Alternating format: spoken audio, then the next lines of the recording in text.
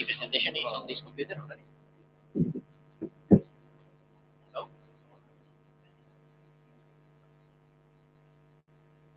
Where would start?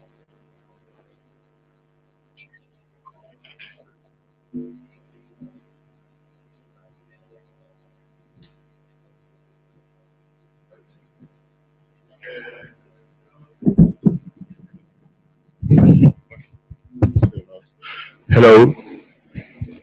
Uh, Good morning.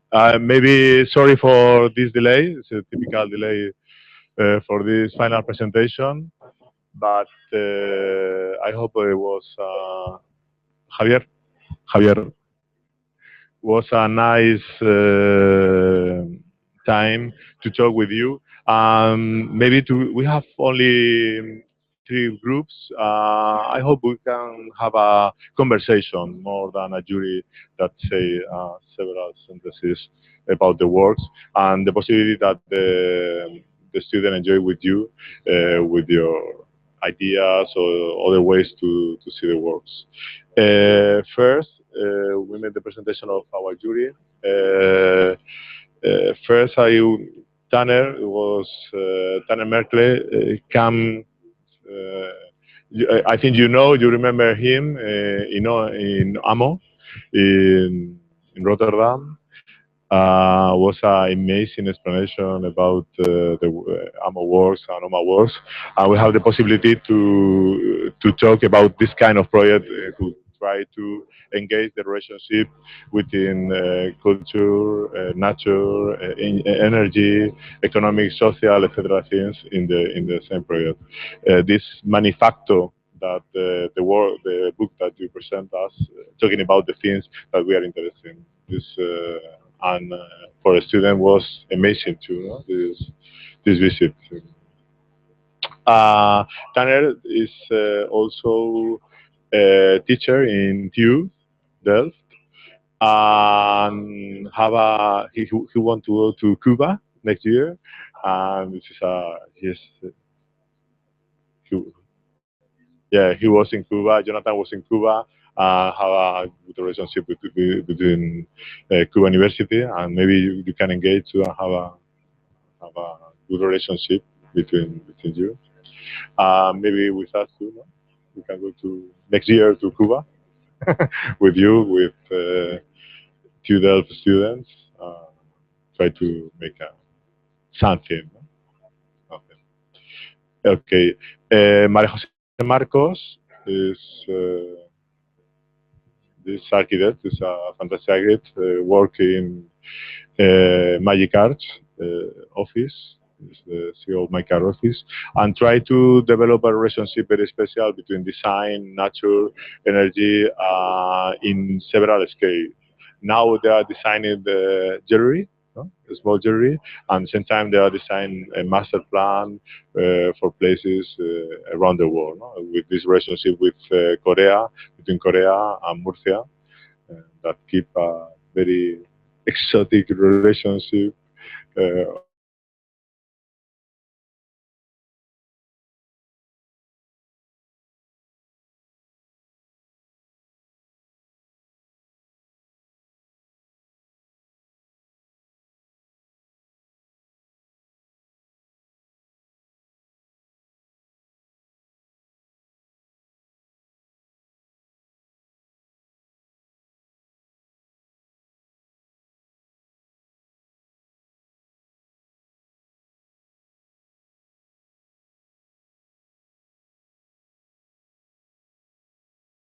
collaboration and hold the line with us every time.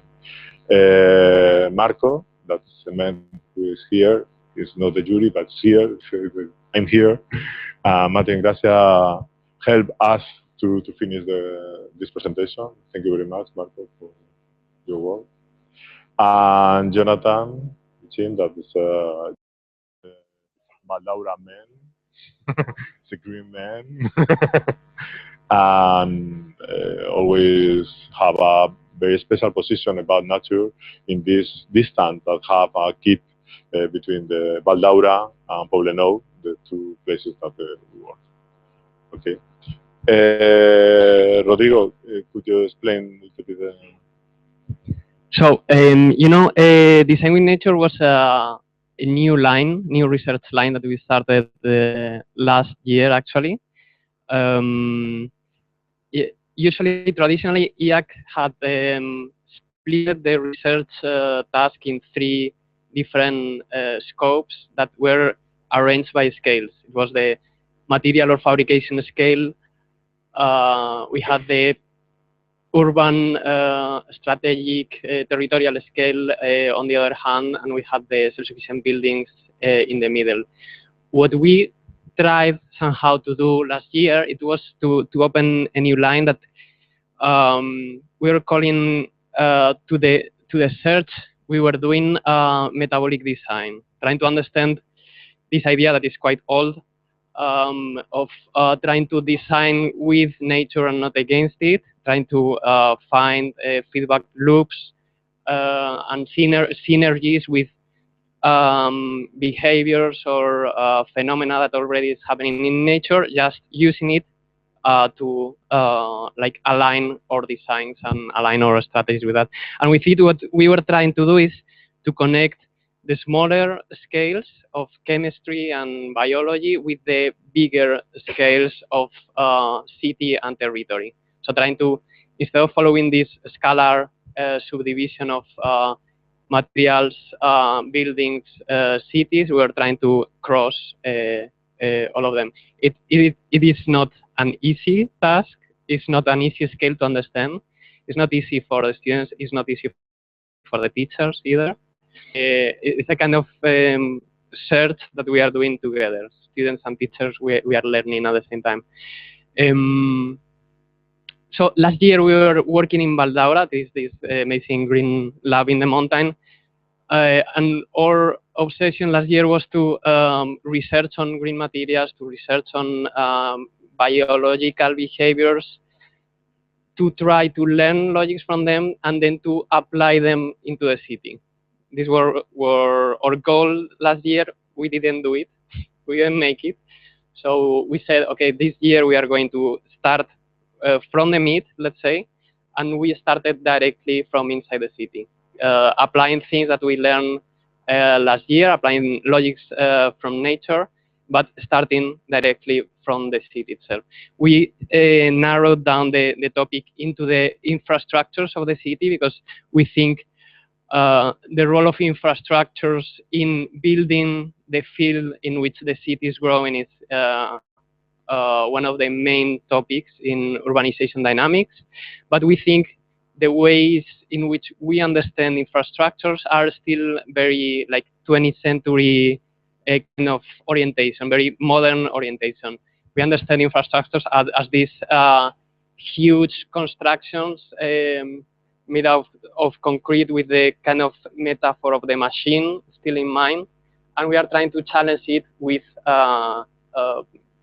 natural dynamics, let's say, where no decision is taken top down but bottom up. So we are trying to learn from these emergent processes and to apply to the idea of infrastructures.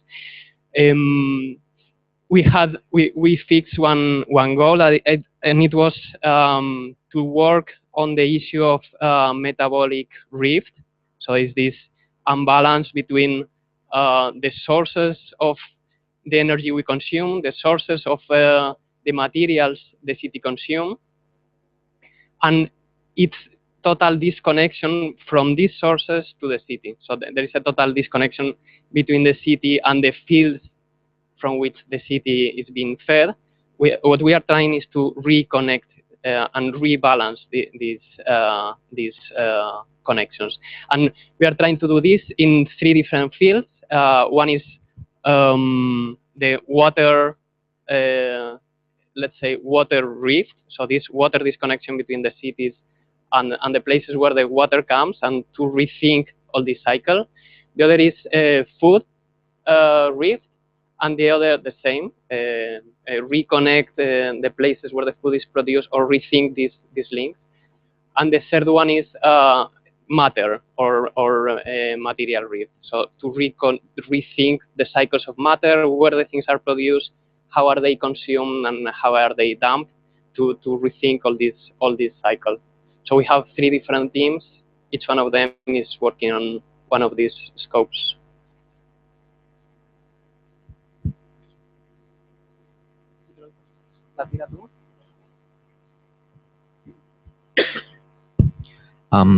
So as Rodrigo was saying, this year what we were focusing is more in the city and the rifts that it produces, against the idea of last year that was working like isolated from a city and in a natural environment.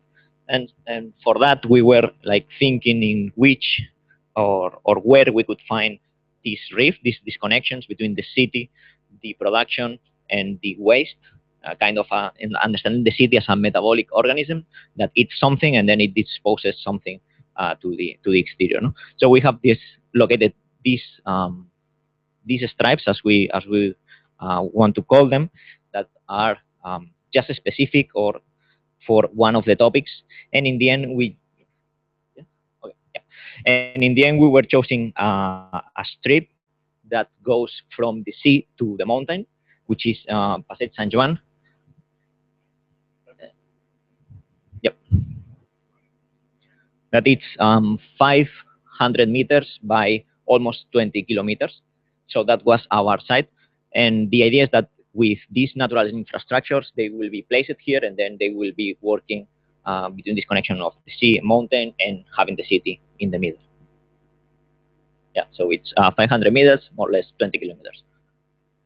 It's an important, or we thought in the beginning that it was an important case, because we had like the typical section of a Mediterranean city that has the sea, has a bit of the old city, has a bit of the new kind of extension of the city, some other kind of urban fabrics, and then we have like the mountain or the naturalized part of a city. So all of the students will be working in this area. The first group is food, start, o ¿entramos con comida o no? Agua. No, sorry, water. Okay, your time.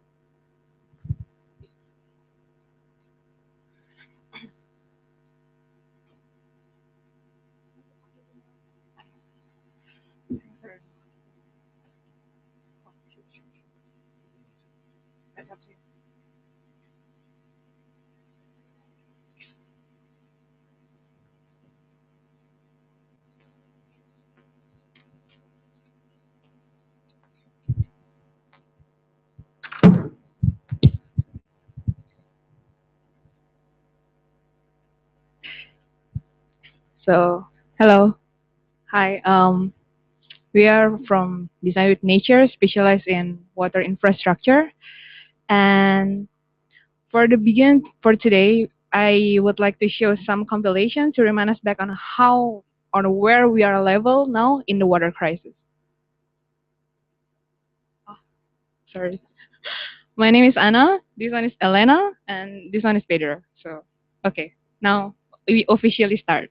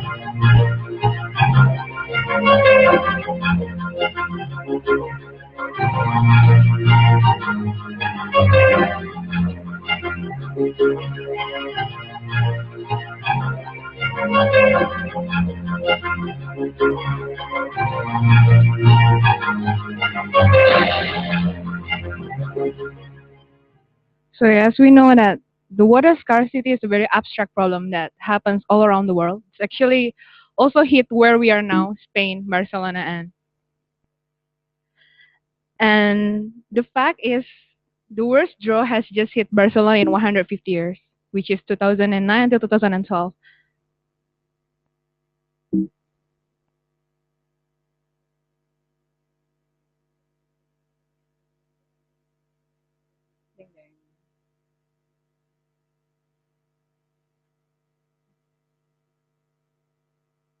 Okay, and it is the worst draw over 150 years ever. And it even worse is they kind of push Barcelona to ship water from other country for fulfill their water supply in this city. So the question is, how can this happen? Because Barcelona is known for the river, also for surrounded by the Mediterranean Sea. They actually can use that, but this thing actually already happened on the past, and the first thing now we want to say is we have to know first from where is our water supply. Like when we tap on the water is flowing, but from where is this water comes from? So we will start from that, and then we will take all the problems further. So first we need to see the current water supplies in Barcelona. As you can see from the map, we have the Llobregat River as one of the most freshwater suppliers. It covers almost 70% of the water in Barcelona. And also we need to mention the desalination plants they have near the Llobregat River, and they're covering only 3% of the total water supply in Barcelona, but also they're using a lot of energy. They're using the water from the Mediterranean Sea, that is the endless source, but still they can cover only 3%. So we try to make one water fact like data to compare the metropolitan area of Barcelona with area, population, and the grey water that is produced, and compare that with our project site. So after that, from our research, we can see that the average water consumption is 150% of liters per day per person. So from there, we can say that we have the clear picture of the existing water cycle. We can see like as source of water, we have the rivers, 75%, the sea, the groundwater, stormwater, and others.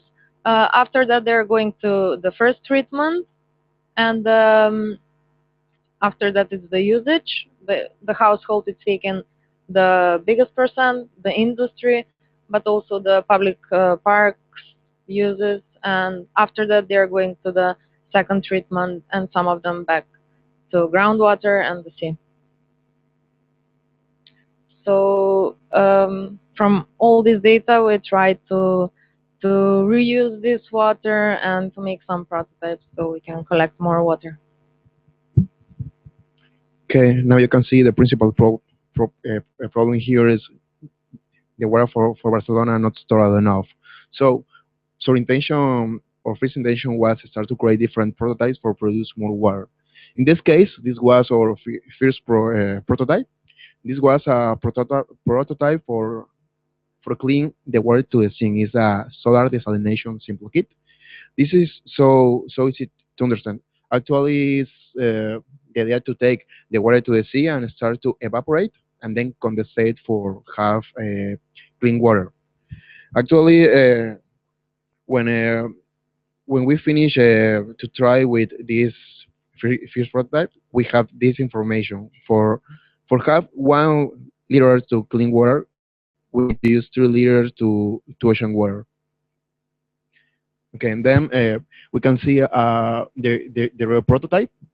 This prototype is like a ball with a surface in the top part for because the idea is create the evaporation to the water and then concentrate all the evaporated water in the center for separate to the salt water and have clean water. Okay, and then this was our second prototype. When we finished it to try the different things with salad water, with seawater, we start to think in another strategies for have water to the environment. Actually, in this proposal, we start to work it with the humidity. How how, how you say Barcelona is a humidity city, so we start to work with this. This is called the humidity capture. The idea is trap the humidity in the ambient and start to concentrate in the bottom to a bottle for use this water. This water produce 0.05 liters for square meters, and the best place to put this surface, this fabric, this textile, is 6 meters from ground. Okay, and then when we finishes to this first prototype, we're thinking in one system to clean the water to the houses, exactly the gray waters. So now you can see a diagram to a typical home, typical Spanish building, like with bathroom, with shower, and with sink. The idea is separate the residual water, the black and the gray water. Exactly separate the gray water to the shower and the sink. The idea is, okay, this is the normal loop. All the time you use the clean water for the sink, for bathroom, and for shower. The idea is only use the residual water to the bathroom and the sink for put in gray vertical wetland. The idea is create like a natural filters for clean this water, and then wait, and then when this water is clean, it's okay, not so clean. When this recycled, put again in the bathrooms for use for different time and save water. The idea is put this was the first idea to use this in the different buildings. Actually, we create different prototypes like this.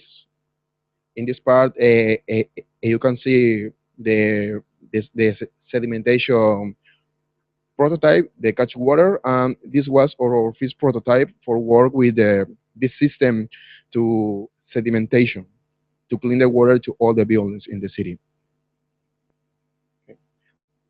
This is the second one. Okay, and then the idea is once when we finish it to try to work it with these prototypes, we started to create one integrated system for use all in the Stripe. This is the Barcelona Stripe. Actually, we are working with this part to a city. The idea is to use the several prototypes to create a circle for reutilize the water several times. In this case, we started working with the seawater, with the desalination system.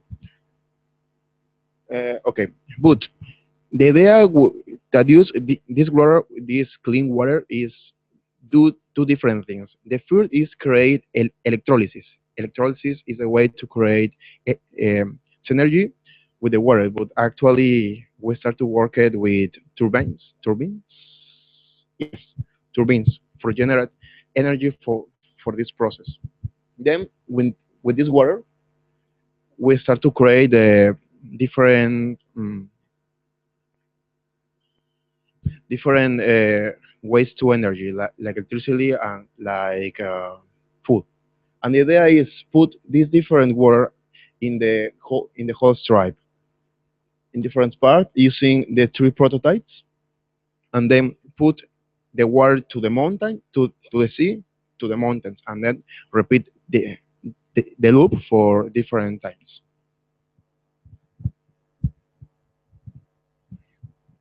So explain the additional water production. Actually, we still use a lot of energy and use a lot of technology that we kind of the opposite of design with nature.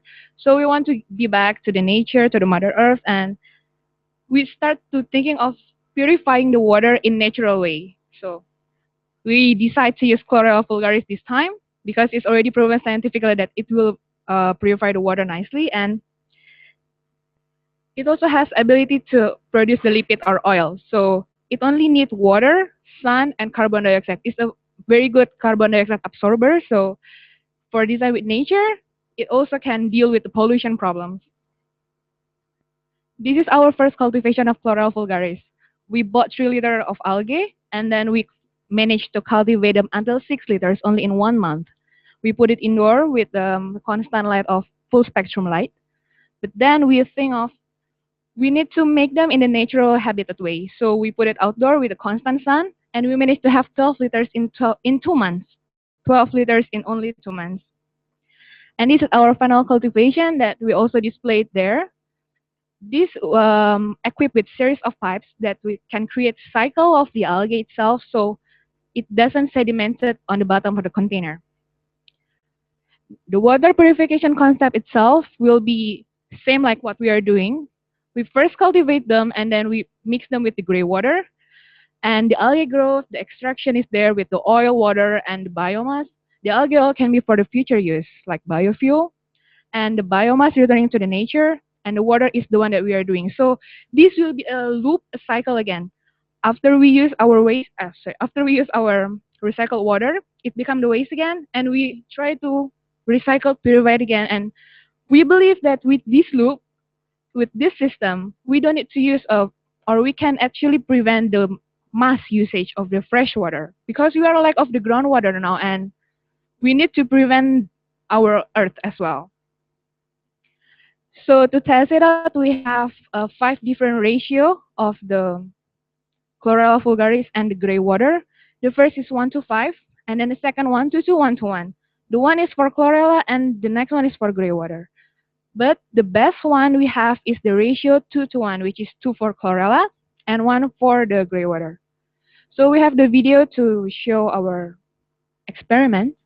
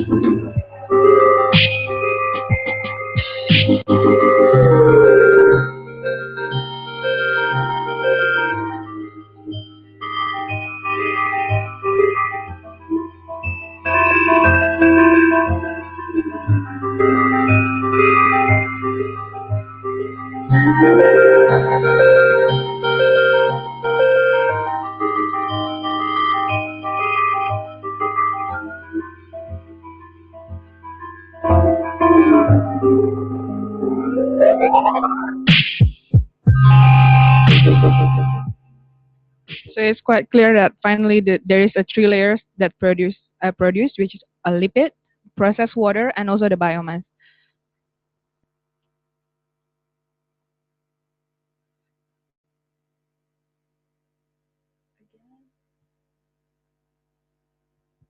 So this is our first option, which is with Chlorella vulgaris, and we're actually gonna try with different species as well here. We have another different species of algae named Pyrocystis fusiformis, and it's known as the ability to be bioluminescent. But unfortunately, this bioluminescent algae cannot have the ability of purifying the water. So if we want to purify water with this, we have to combine them together with Synechococcus. The Synechococcus is the bacteria that actually can purify the water because it also one of the most important pathogen inside the marine. It can detect the pollution level in the sea, and then when we try to mix them together, we put it under the microscope view. We can see that actually they kind of live together nicely. They didn't kill each other. Like both of them still live happy, and we can see the aggregates here.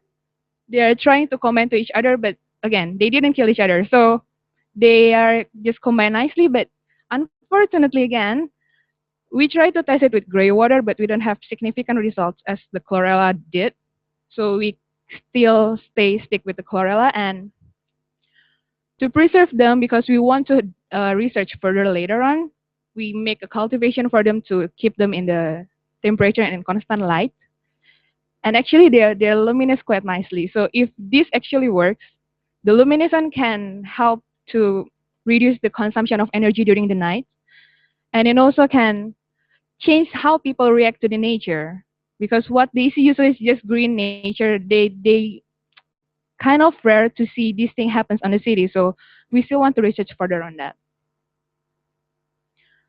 For all of the things we have to implement them into our system now during the city. So with the new system, there is new impact also, and this is what we have to explain. Um, so after research on the algae, we know that we need to use like transparent pipes that are the best option for our new water infrastructure, because not only because of the distribution, but also because they need sun. So these transparent pipes can penetrate the sun and can create a circular movement. And also with this, we want to make a city reformation. So we will try to bring back the nature into the cities and break that a lost relationship between the cities and the nature nowadays. So also because we are thinking that the people are visual learners, so we want to raise the awareness of this global water crisis. So we'll try to go closer in their environment. And also nowadays the infrastructure it's underground, so nobody can start to think about the where is the water, where that water is going, what is happening. So we'll try to make it visible. Also, the natural reclamation to the city, bringing back the lost relationship and the wetlands. We will create a healthy environment, and we want to really take back the nature into the cities. So from the existing water cycle that we we know, we'll try to propose a new water cycle for Barcelona. So after the usage, we'll separate the gray and the black water, and we'll try to make a new treatment, the second treatment that will be with algae. So we can put that water back into the households, and we'll make one circle, so we'll reuse the water again. After that, we try to map the city and this tribe. So first, like our parameter, we took the population density, so we'll know where to investigate. So we see from this map that areas most population are Gracia, Barceloneta, and La Ribera. So we go furthermore. We divide the population in with data age. So because we think that the consumption of the water for young people and old people are less than the productive people. So here we overlap these three maps, and but the results were the same. And the third map is the interaction map, because we try to put this system in a public place so it can be visible. We map the parks. So as we can see from this map, we have results from Parguel, that's on the mountain almost, and the sea. But the connection in between them is lost, so we try to investigate there.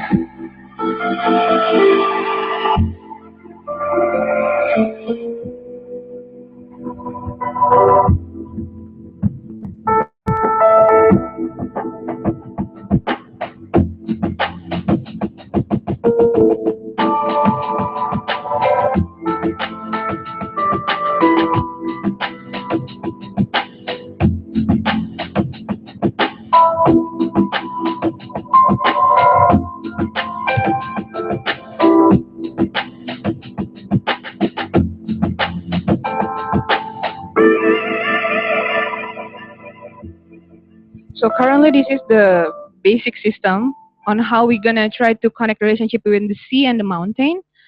And from here, we finally try to see that our scale is too big, so we have to narrow it down a bit.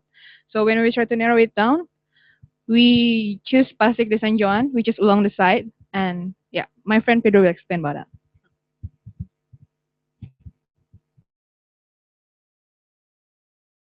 The different map with all of this database, we start to select the place. The place actually is this. It's called Pasig de San Juan. Pasig de San Juan is the middle part between the sea and the mountains in Barcelona. Actually, is in this place. If you can to see the map, this is Pasig to San Juan. Actually, we select these blocks in this part. How can you say this is the sea and this is the mountain. Okay, and then we start to work.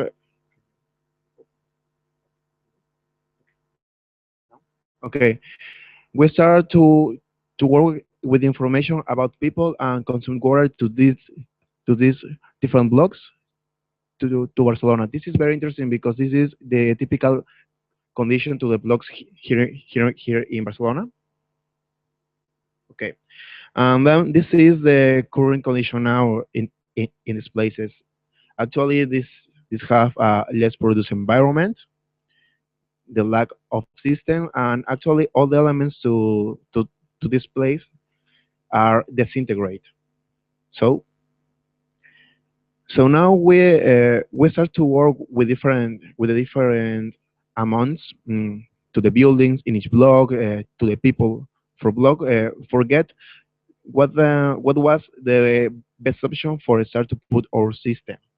In this case, we select these blocks in this part, exactly this. Why? Because these are the blocks with the average to the people in this area, and we thinking this was a very good date for start to work. Okay, and then now we're gonna show you a little water fact comparison between the different scales to the project. The first is the metropolitan area to Barcelona. This this area with this amount to square meters to population. But the most important part here is how many water is consumed for the people in the whole area. For example, in the metropolitan area to Barcelona, we start to use something like 3 million liter waters per day. Okay, and then in our project site is right. The people use 5 million 50 hundred liters to water. And for the macro scale, no, for the macro site is this part, is all Paseo to San Juan. The people consume 580 dirty thousand liters to water. For all blocks, remember are these four? The people use 132 400,000. This is very important because actually our relationship between the algae and the water is based in this consume. So, like you say in the first video, to the relation to the experiments with the algae at the gray water, for the amount to the consume to gray water, we need to use the double to algae for a start to work. Okay. I know it's a long presentation, but this is where we will explain our system because first the system will have a lot of layers, so I need to make sure it's clear enough for it to be understandable. So the forest itself, as we mentioned, it will be transparent and exposed. Everything will be not underground, and it will be very open. The first is our terrain base. As according to Barcelona's geographic, we are in the subtropical Mediterranean climate, which means we will have sun up to 10 hours a day from May to October, especially during the summer. And it will actually a benefit for us because we use algae that needs a lot of sun. So with the shadow study, what we have is the area that's shadowed and the area unshadowed. The unshadowed one is the one when we put our algae cultivation. The algae net cultivation, algae needs the sun. So we try to use different area of to make a clear line between the pond, the algae river in the middle, and the clear water. The clear water pond will be containing the processed water from the purification between the algae and the gray water. First layer we have is the distributing piping system for the wastewater flow. This wastewater flow will be connected with each capsule from each block. So what is the capsule here? This is our building typology. We try to propose the new typology system of the building that make the changes. Usually now in Barcelona, what we have is the typical building that they put the wet and like the bathroom in the back of their facades. So now we want to try to make it in front to make an open area of the communal, and actually people can share. This is a very community area. So they share the same kitchen, they share the same bathroom, and they have a communal. Why? Because we believe that one people, they if they let's say they wash the dishes with one people washing two people's dishes, the amount of the water will be different. So if you want to save water, we activity lesser, and we want to enhancing the social environment in our system itself. In here also we have sequential recycle pool. Why sequential? Because we have three stages. The first stages is the pool of users, which is where we supply our clean water to the capsules, to the ref. And then the second one is our irrigation pool, which will connect it later with our next layer. And then the last one is our leisure pool. How this pool works is, if in the user's pool, which is open, you can see a lot of water. And if the usage of the pool is very high, then you don't have water for the next stage. Means you don't have water for irrigation. Means that the other cannot be function. So the idea of raising awareness here is to create them to see the feasibility of the water, how much you have, how much you produce, how much you already purify. So people have the idea of how difficult it is to produce water, how difficult it is to make the purify the water, and how fast is it just to make it in an excessive way. And the fourth layer is artificial rainwater system. So this is part of our irrigation from the second pool. If in the first pool, we lose the water because of the excessive during the kitchen, to the living, to the bathroom, to the shower, means we don't have irrigation. If we don't have irrigation, means we don't have forests, we don't have food supply, we don't have hydroponic, we don't have everything. People have to think twice before they actually use the first pool water.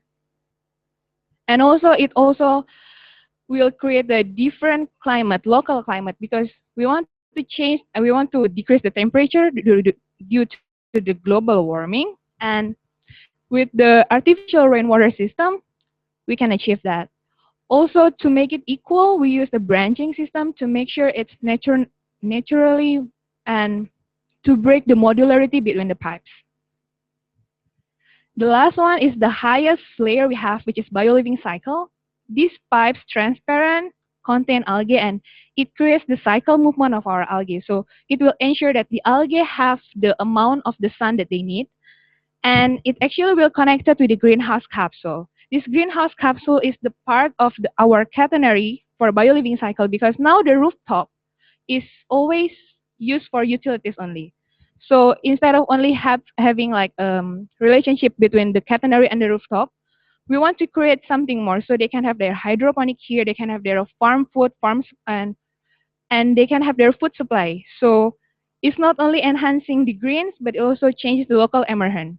People actually can have more income by the local supply, and they can be independent in terms of water and also in terms of the food. For the integrated ecosystem that we have here with the nature reclamation, with the human integration, and also some of the fauna regeneration, we want to bring back to the city what we call ecosystem, because now we are lacking of that and we destroyed 60% of our wetlands. So if from the plans, what we see is the layers of our system together, and from the section, you can see different height of our capsules and each of the system. The highest point will be always the algae because it needs more sun. So how Barcelona will look like in 50 years, that's what we are hoping for. It will be like quite radical with all along the pipes. We call it the pipe forest. And it will bring back all the nature, the ecological. People can have a touch with the nature, with the butterflies, with the birds. And also, if in further development we've managed to do this bioluminescence, this is what we hope that it can happen. It can decrease the energy consumption during the night, and it can change people's thinking or people's thought on how nature can react with the city in metabolic way, and also how people actually can live with the nature side by side, but they are in the city. That's what we're hoping for. Thank you.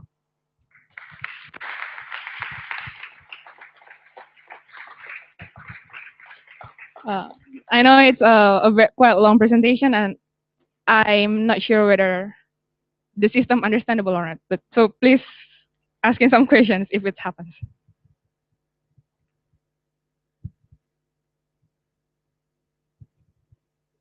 Okay.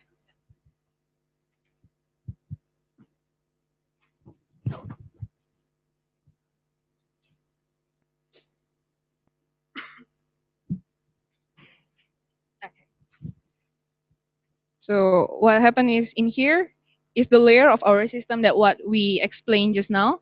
But this one is in model, so it can be more clear. Like you see how layers between layers will come to each other and make it as a forest. And also, that is our pipe system, the branching one.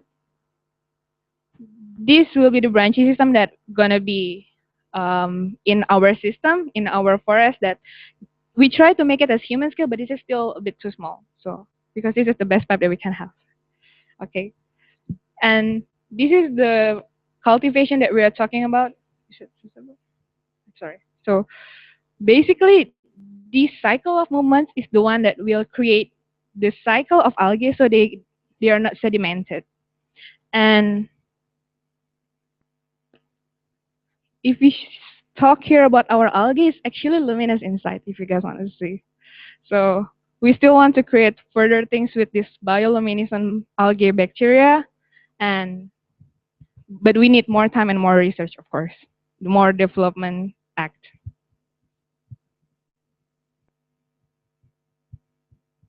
Any questions, please? I think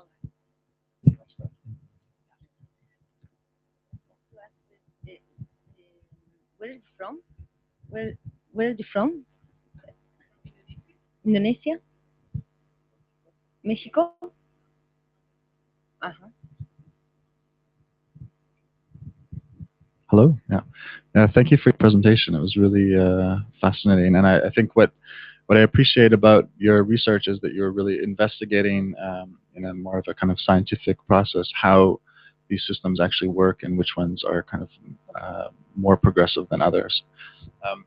I have a few questions actually.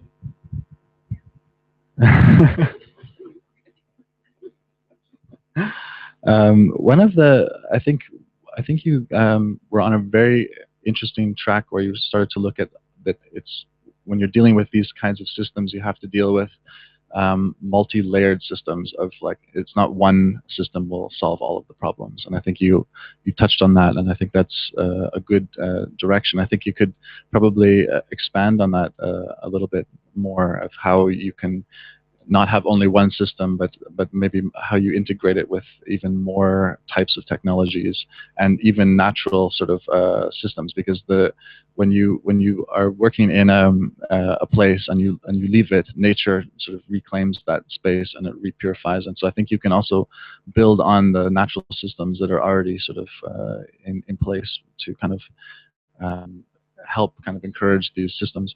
How much time do we have for questions actually? Because there's my okay, yeah, okay, yeah.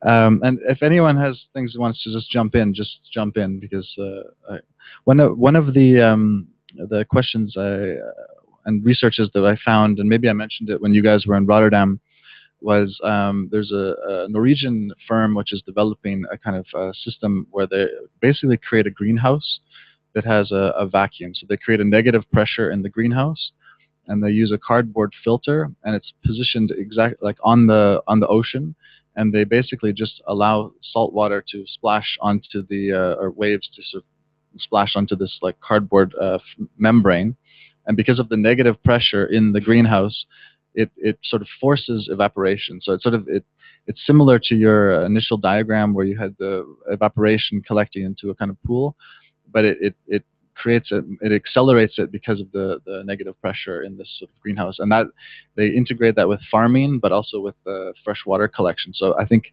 those kinds of technologies also could be sort of integrated, at least on the waterfront, how you can sort of like have this sort of connection to the sea and fresh water and farming sort of simultaneously integrated into one system. It's a really new technology, so it's not fully developed, but I think it's emerging, and that could be investigated a bit more. The other thing that I was fascinated with was um, this idea of you found this phosphorescent idea of this illumination at night. I think that's something that I haven't seen in a project before, but I think that is another. Maybe you can quantify it more with how much light is used and how cities kind of could sort of reduce their kind of consumption of electricity through these kinds of systems and how they could be integrated in another way. And I was watching a kind of discussion with Elon Musk, and he's developing solar city in the U.S. And basically, one of the principles for the Tesla, which he's sort of trying to develop a kind of sustainable car and sustainable fossil fuels, and that's one of his big agendas, is to try to make technology available to empower people. So I think you created this large sort of public. The question it begs is like, who's actually financing the whole, and who's maintaining it, and how is it being sort of serviced, and who owns it, who operates it, and how does that? But what he's actually trying to do is when you buy a car, you can also through networking with banks and financial institutions. What they do is they provide solar infrastructure that people can just put on their roof. And so maybe this could be actually scaled down to a smaller, more personal scale, where you could actually buy a system which makes your own home more sort of self-sufficient. And the idea behind that is that you basically buy the solar system, you put it on your roof. There's no money down because it's leased through his company. You basically get free power for your car, so you don't have to pay for fuel anymore, and then you're kind of basically it challenges the utility companies, because the utility companies have a monopoly on all these things. And that's another thing which I think you're raising as an issue, is like who provides all this water, and how is it produced, and are they doing it in an efficient way? There's probably a lot of inefficiencies in infrastructure, leakages, and all these things. But if you make a platform for people to empower people more to take it into their own hands, they also become more aware of those issues as well, similar to this kind of technology with solar from Elon Musk. I think that's an emerging market, and I think that's where things are going to kind of move a little bit more in the future, which could be interesting to consider, is how to sort of scale it even down a little bit, make it more sort of privatize it a little bit more. And I think, I think you're really on a kind of interesting sort of like, what else did I have here? Oh yeah, you mentioned that you're pumping the water up the mountain. I didn't understand. You're collecting the rainwater and then moving it back up the mountain to create storage. Yeah. How does that work? Because it seems like you're working against gravity in that situation. What we actually pump to the mountain is the lipid, because in a mountain our plan is to create the base of like processing fabrication, only to producing biofuel and for further use for like a future development. So the water will come back to the blocks, to the housings, and the biomass will come back to the parks, to the earth. But where this the lipid will go, so we transport it back to the Colserola, to the mountain, to make it processing there. So that's the main idea. Yeah. There's also, it just reminded me of, there's a project by a German firm that is also trying to develop sustainable water technologies, and they built a project in Antwerp, which is basically, the way it works is that they try to copy natural systems but enhance them.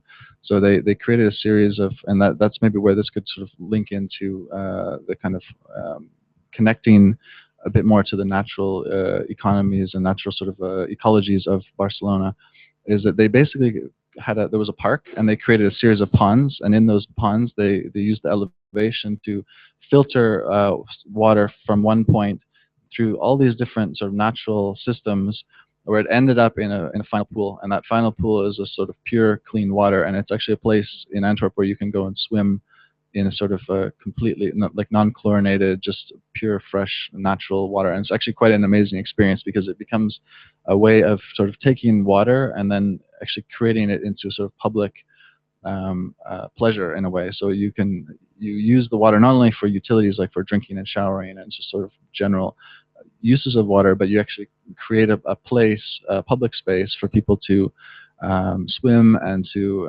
enjoy the nature, actually. And it's pretty amazing when you go there, because you kind of go into this forest, you don't expect it, and then there's this sort of pure natural pool that you can just jump in, and it's quite interesting. But it's using all this sort of building on the sort of ecologies, building on natural systems, enhancing them, accelerating them, and then also informing people. So it's also used as a sort of way to engage the communities, so they understand more how complex these systems actually are.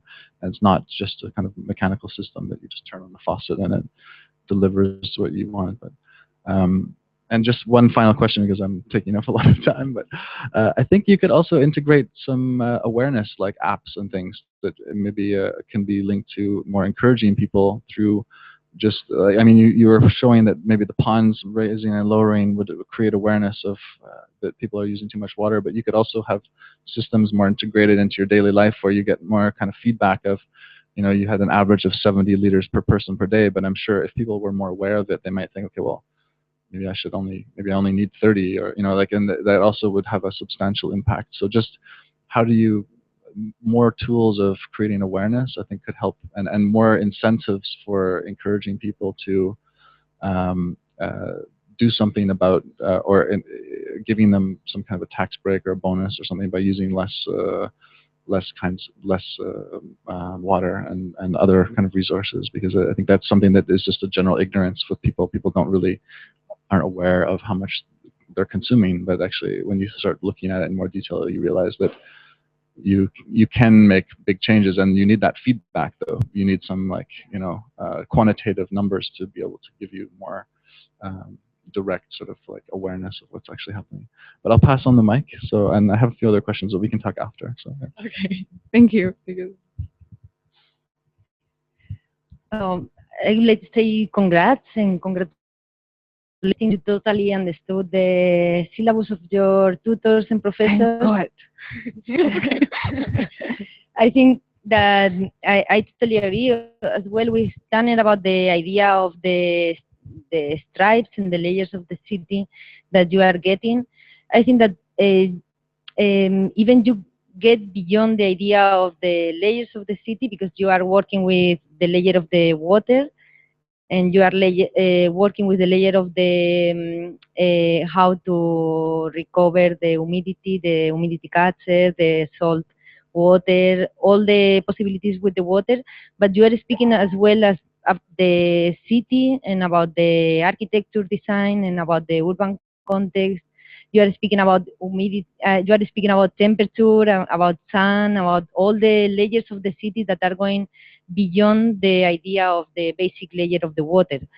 Even you can keep speaking about economical issues because of the fuel issues and all these ideas that are going always a little bit beyond. And I think that this idea of the added value that you are getting with this is kind of an interesting idea, because it's not just these three prototypes. I think that the combination and that they are working, the three of them and all the layers that you are getting are the next step of the project. In this idea of the layers, you already speak about all the layers that are happening now in Barcelona. That's why I ask you, where are you from? Are you from Mexico, Indonesia, and Macedonia? And I was maybe this project can be not just a local project, can be also a generic project that can go to another place.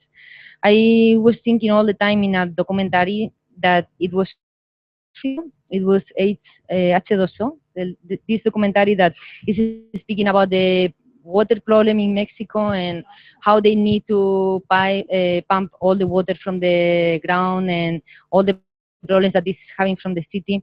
And this thing of what is the geography, the level of the water, I think that this is very important reflection, not just because it's underground or it's just in the air or it's in the sea. I think that this level and all is important because sometimes we are saving energy just if we don't need to move the water, go up or down, or if we have to go to the mountain with all the water. I think that these movements are creating also energy. And in this idea of the cradle to cradle, maybe your professors have speak about cradle to cradle in the studio. The cradle to cradle is the idea where you are starting to recycle, to make a recyclable material, and then you are saving energy through the process until you arrive. But if you are not saving, then this is a problem. So you are getting more, of course, you are getting fuel, you are getting shadows for the city, and you are getting clean water. But this energy problem, it could be a problem. And there is an interesting project, an interesting research project in the AEA that is about how to get the maximum water, the maximum clean water from the roof of the buildings. And there is a kind of a basic data of this research project, and it's speaking about the idea of how to get the water from the rain, but not just get the rain, the clean rain. I mean, not get the rain water.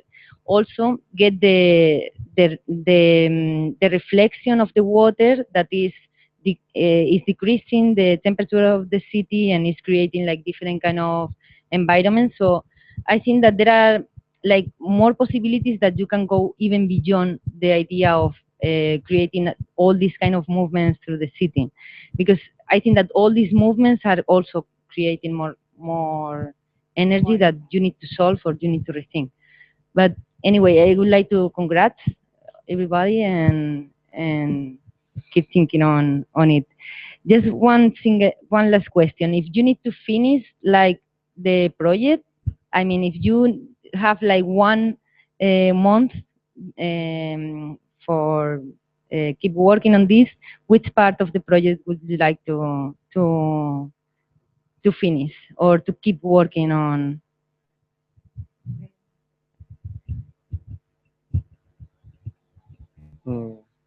I don't know, but for me, I want to work with the bacteria to make sure it can purify water, but also can be bioluminescent because it's a very good impact. They can do 2 jobs in one.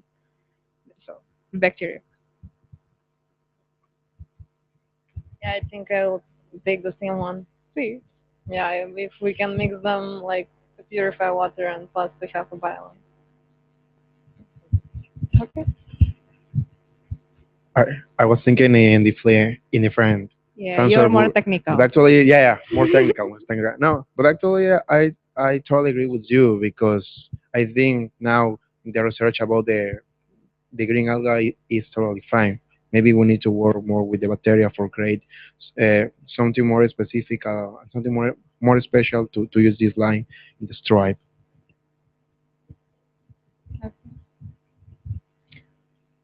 Microorganisms are great, aren't they? Yeah.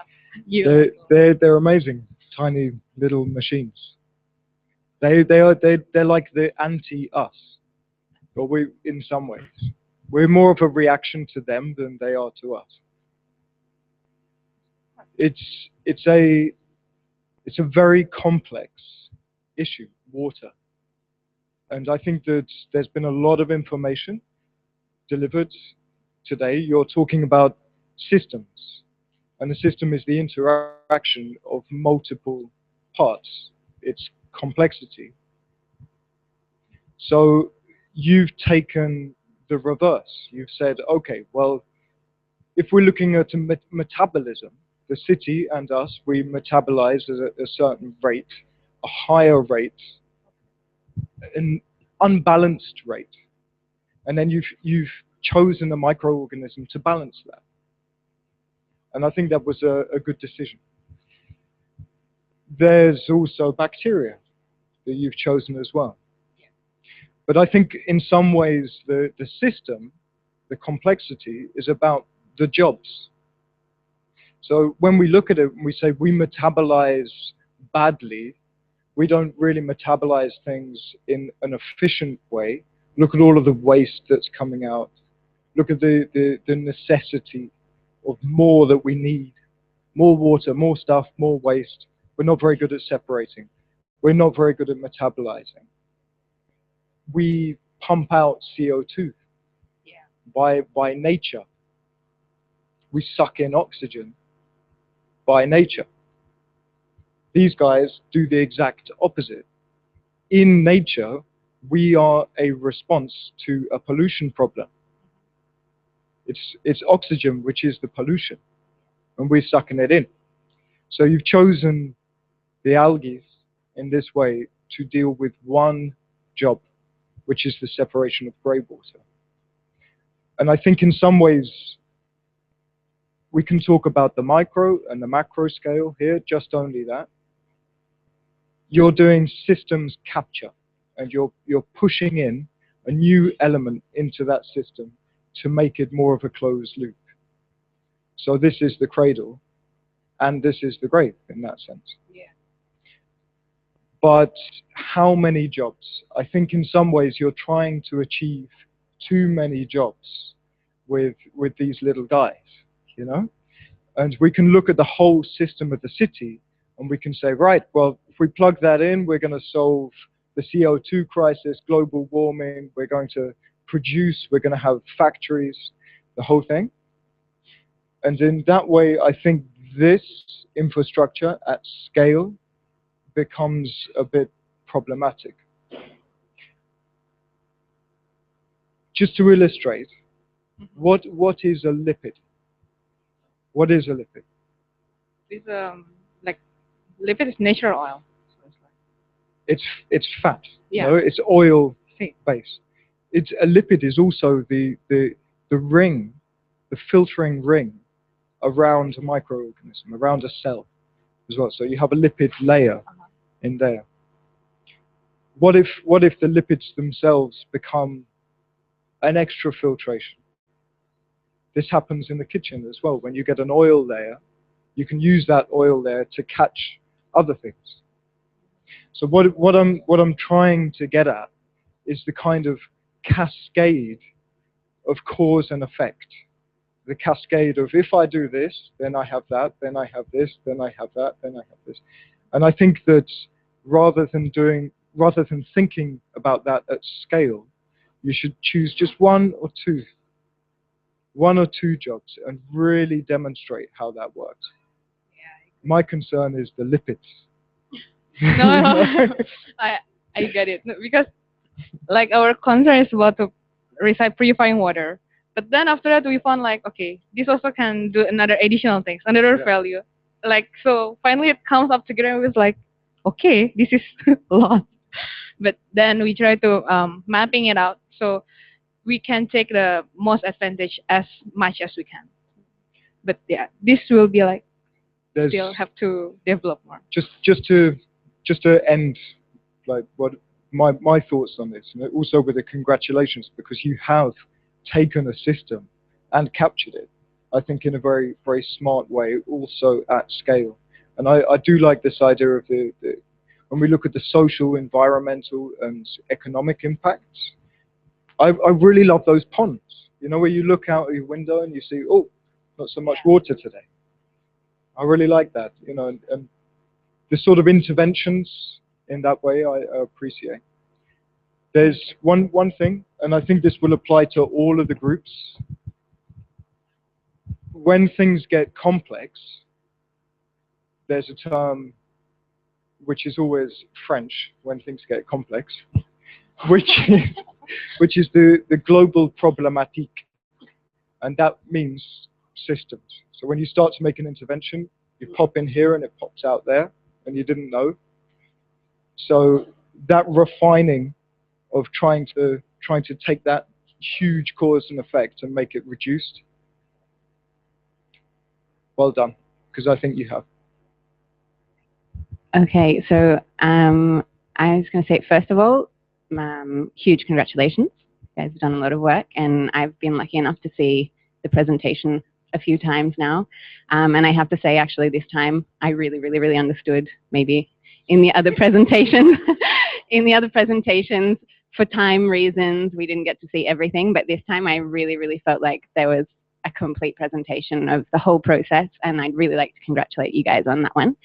I'm going to ride Jonathan's cascade of cause and effect, and I'm going to keep going on that. And something that I really like about your project is that you guys have been thinking about this cause and effect. And actually, in your presentation, you started discussing about how, you know, if two people wash their plates together, then you obviously start using less water and stuff like that. And I think that maybe a next step or something to keep in mind for the future, if you should decide to continue working on this project, is you guys stayed very much on the facade and street level, but what happens inside the building when we start applying these kinds of let's say, infrastructures to the city, and not only in an infrastructural sense, but in a social sense. You know, what happens, I mean, for example, in Australia, there's a lot of water problems, and it's very normal that not everyone has a washing machine in their apartment, but there's one washing machine in the building, and everyone uses the same washing machine. And so in this sense, what happens inside the building and how you can sort of transform the spaces and annex these spaces to the further development of your project. But that's maybe something to think about for the future. And the other sort of small point that I wanted to make out was I'd like to question the final aesthetics of your project. So you guys before in the past presentations had this kind of look that you were sort of working on, let's say, I guess it's like the electric cables in Southeast Asia was what it reminded me of. And I think maybe that was a bit more radical and to me a bit more sexy. And I think in it being a bit more radical and a little less designed, maybe you can almost raise more awareness. So maybe this isn't the final aesthetics. Maybe it could change.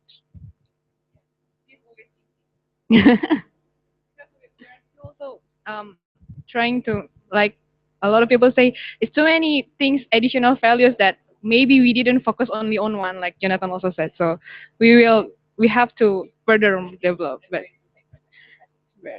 yeah, thank you. Maybe I should name it Sexy Project, not Equal. Okay. So.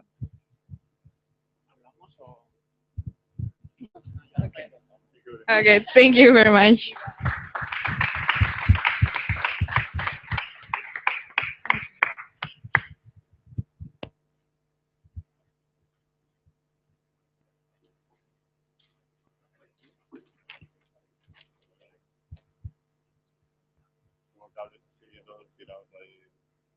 Somebody want to?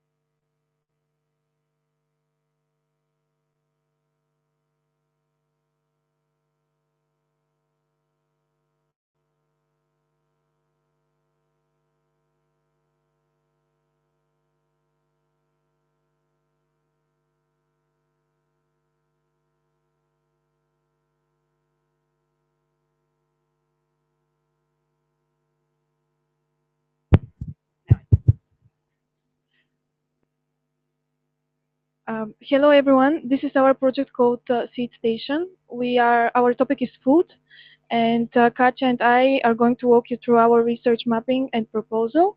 We are going to start with a short video outlining the food situation in the world and some possibilities for intervention.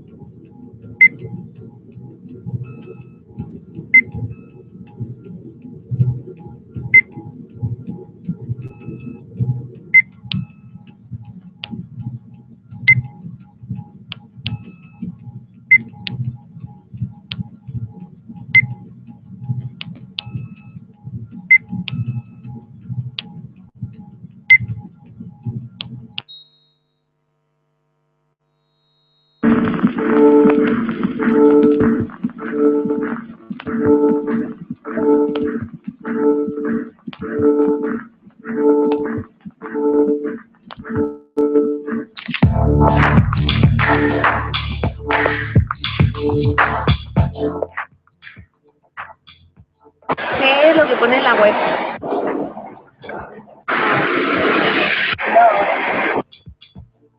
We're here to help people learn and to share that knowledge of how to grow your own food. You meet a really wide range and mix of people, not just old people, and it's great. I think there's something for everybody, and you can learn from everybody.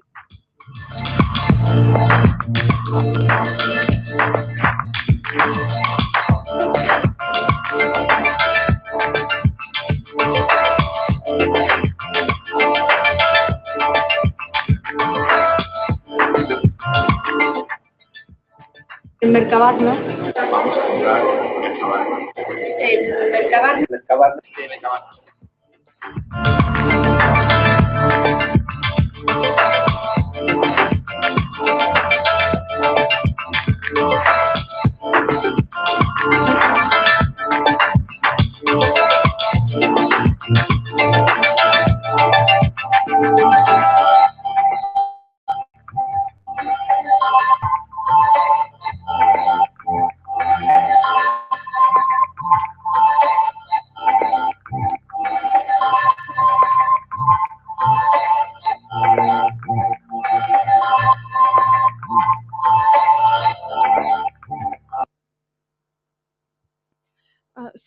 It's just so.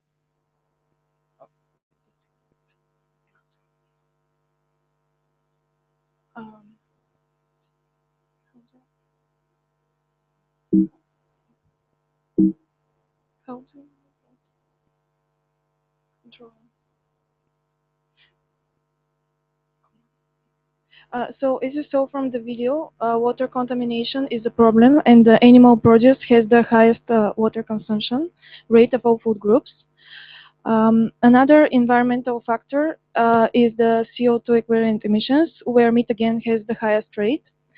Also, you can see that 83% of the emissions from the food industry are from production, followed by transportation and sale. So we asked ourselves what the situation in our strip in Barcelona is, and decided to start mapping all the supermarkets and Mercabarna to show the impact of that huge food hub in the city. We overlaid the map with the places for local production and organic shops and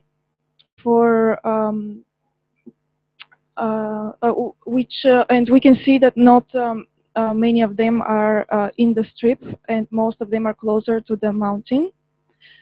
Then we looked at the database of Mercabarna, and for some data for food import in Barcelona.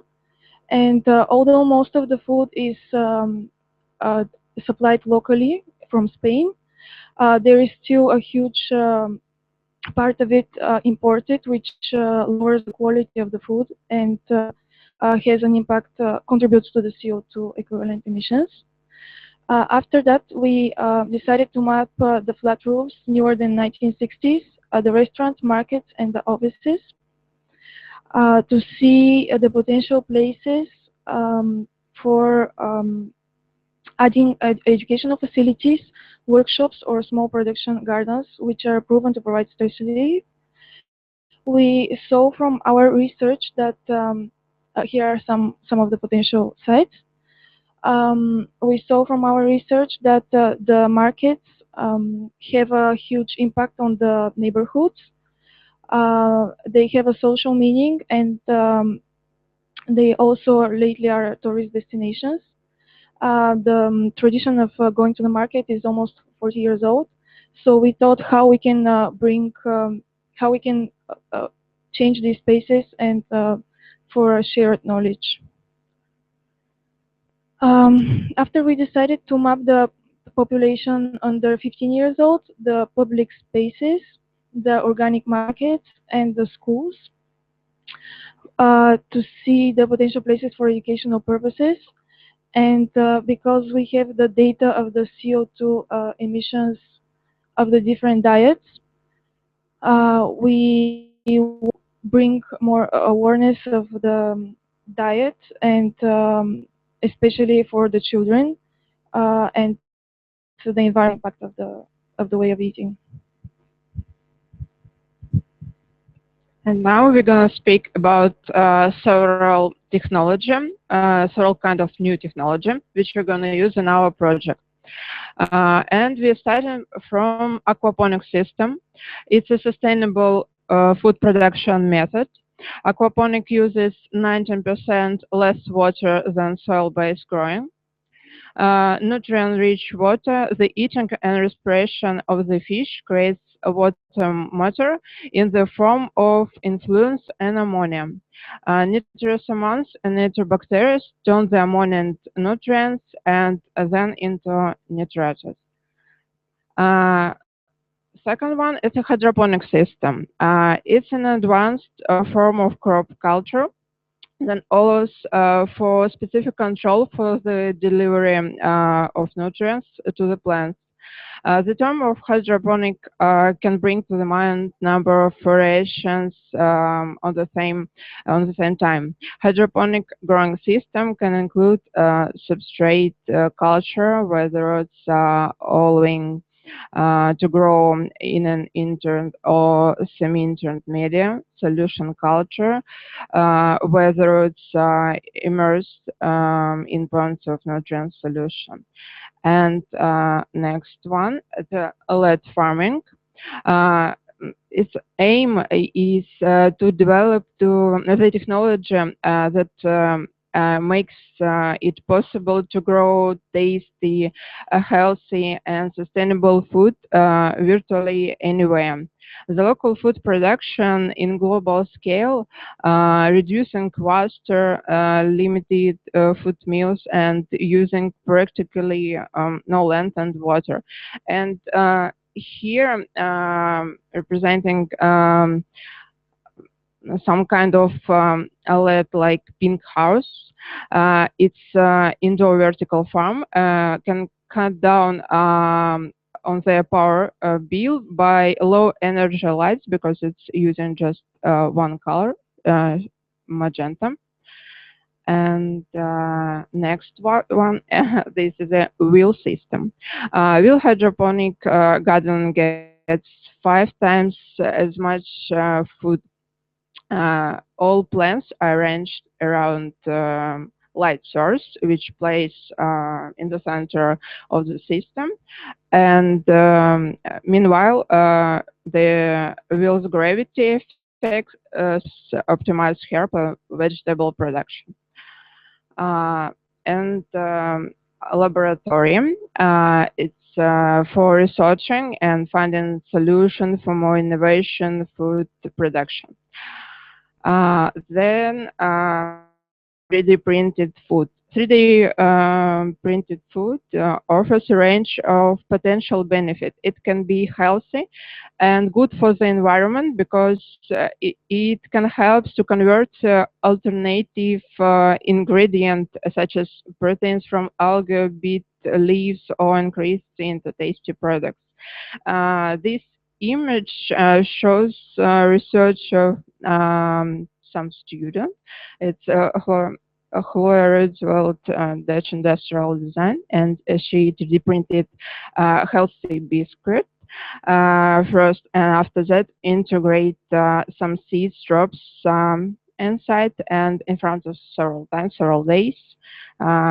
It have sufficient growth, and the product can be eaten. So after all the research, we came up with the idea of having 3 laboratories in 3 different environments. A city laboratory, a sea laboratory, and a mountain laboratory. They all share the same core of topics: logistics, research, and education, where we wanted to merge urban and rural through logistics, high technology and nature through research, and consumption and production through education. These 3 laboratories each complement each other. And for example, while the one in the mountain provides wood, compost, and more traditional ways of farming, the Sea Lab will be dealing with algae, high technology research, and together with the one in the heart of the city, will provide more interactive and education, interactive education. So to underline our idea of shared knowledge, and facilities, we mapped the maritime routes to see the connections of Barcelona to the rest of the world and to Europe. And as we can see, we can actually improve them and make the city has more important role in it. We also mapped the fields around the city and overlaid with the connections of the train to see the extension of the impact of the logistics and see how we can merge urban and rural. And what about benefits for farmers, tourists, or local and researchers? If talking about farmer sector, we can see a chain like a circle, and we select several points. And here we start from train walk. After that, it connects with a distribution through the train walk. Grow after with the farmers. They are growing the crop in his lands. And as a feedback to the online selection through the sales products in the market. Local and tourists. They get a possibility to visit some educational workshop or get knowledge through the visits, get seeds as well, plan them at home, get seeds, plan them at home. After that, it's a homegrown food. And as the benefits, it's a better quality of homegrown food, education about grown conscious choice of food, and interaction. Some interaction souvenir or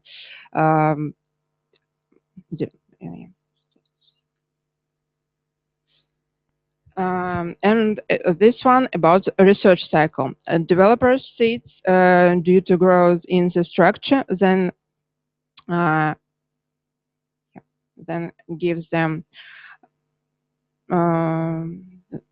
to the tourist or local, and them to the farmers. So people get education about growing, better quality of crops and food, diverse ecosystem through distribution seeds, and environment benefits. Current situation.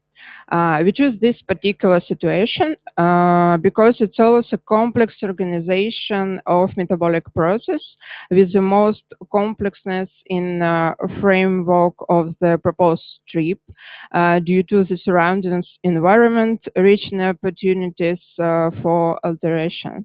And here first we select Parc de la Barceloneta. And it's about connection with the metabolic system by park compost, interaction between the urban and rural organizations, social communities. After that is like Park de Ciutadella, connection with metabolic system as well by compost. And interrelation between the urban and rural as well, and interaction with the nature. Zoom, so we can use local compost, introduce educational programs, develop a synergy between the urban and rural as well. This one is about Zoom.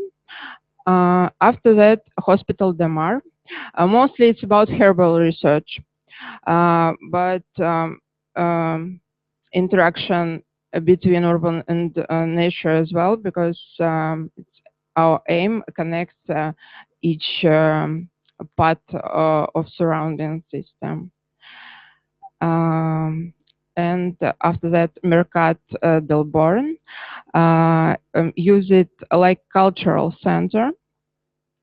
Open community markets that develop synergy between production and consumption, thematic events, and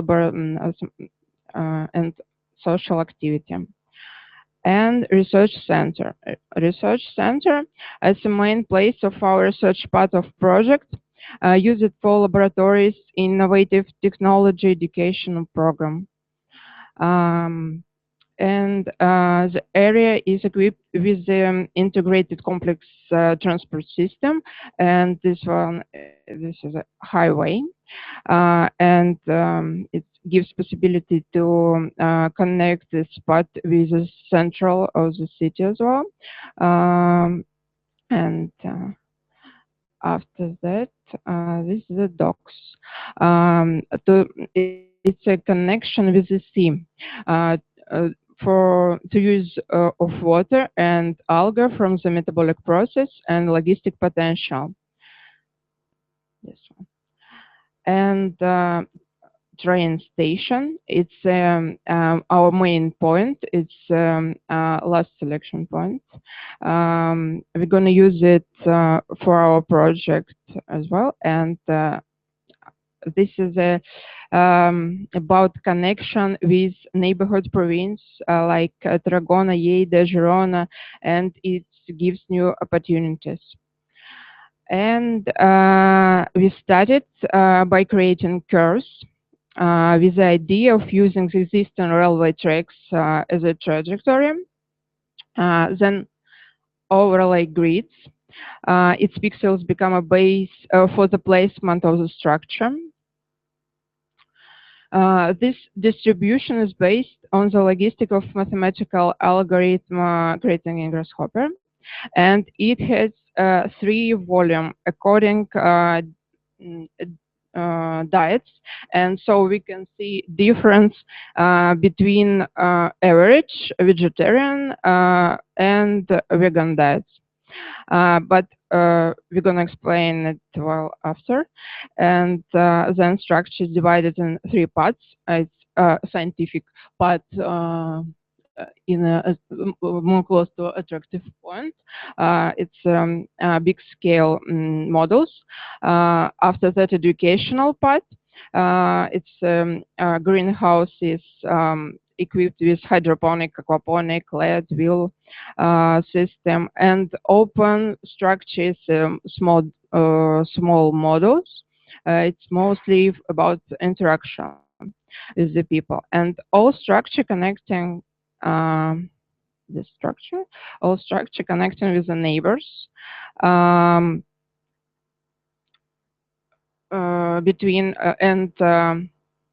between elements as well. And at the end, all structure connection between each other, between elements with the market, research center, hospital, parks, zoo, sea. The project provides scenarios visit as well, and these two branches, which connecting with park zone and the sea,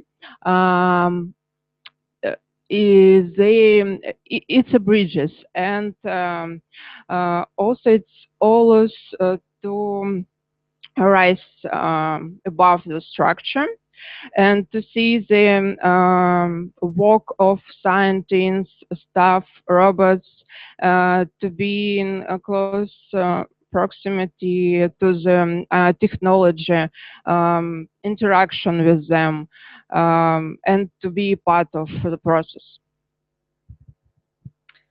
So after we created the main idea of the infrastructure, we looked at the seasonality of the plants growing in Barcelona, and we chose from the easiest to grow ones.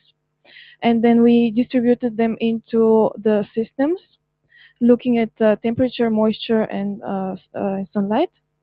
We also looked at the calcium and proteins that they provide and the nutrients that they need to grow in optimum rate to distribute them properly into the system. After that, we gathered the information about CO2 emissions, land and water use of the different diets and made a ratio between them, between each of them, so that we can use this data to find the form and the size of the of each component of the structure.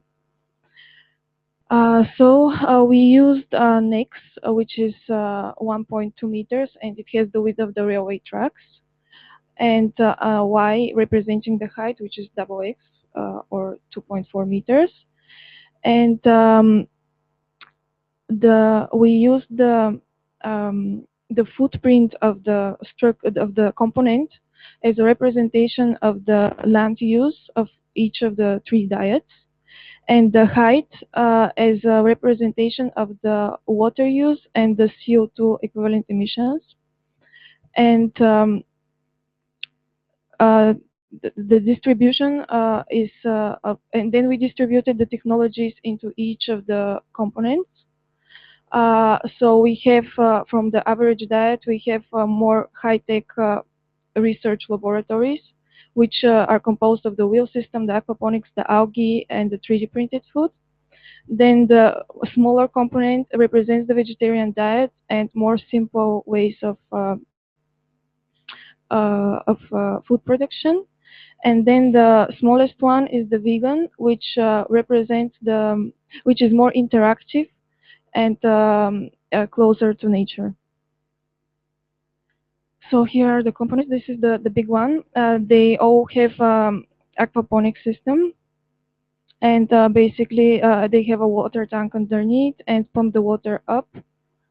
And after it reaches the level, the pump stops and the water is drained. They also have robots maintaining the plants. So here is the drainage of the water.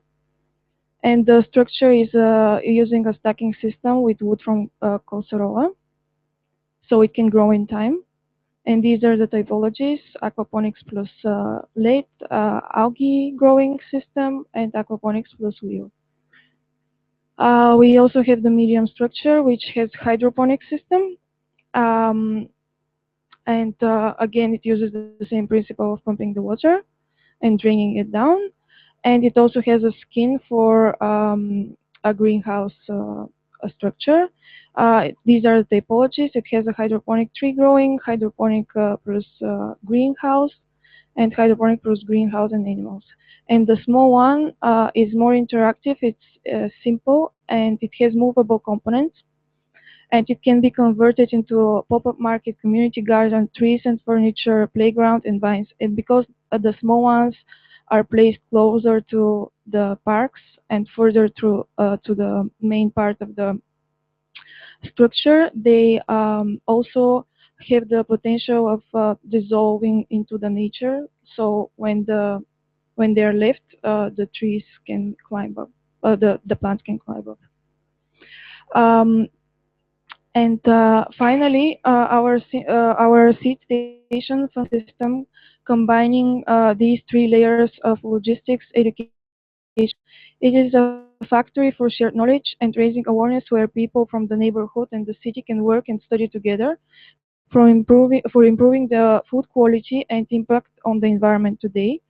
And while the intervention is only a small part of the city, it has an extended impact on the outskirts, Spain, and even the other parts of the world through the distributed network of seed exchange, as Katja explained, through the stories of the farmers who take the seeds and distribute them to their fields, or the tourists that they take these maps that you got, and you take the seeds and you can plant them wherever you want. Um, and here are some renders of the structure into the city, into the environment of the city, and some interaction with the people. Thank you.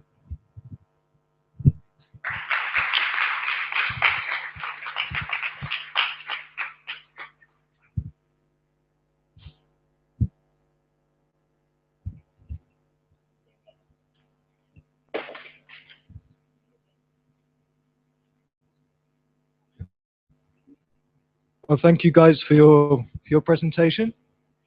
Um, there's there is a lot of work being done with food at the moment across all types of sectors. The interest in food is old. We've always needed it. So there's a lot of work that's come before also in terms of food production. I think in some ways you started with a very broad-ranging analysis of the current change in the way we produce our food globally. So from looking from a monoculture farming and a global distribution network. I really like that video you had of having lunch and everyone taking the bread and you mapping it at the same time. I thought that was a great demonstration of the problem somehow.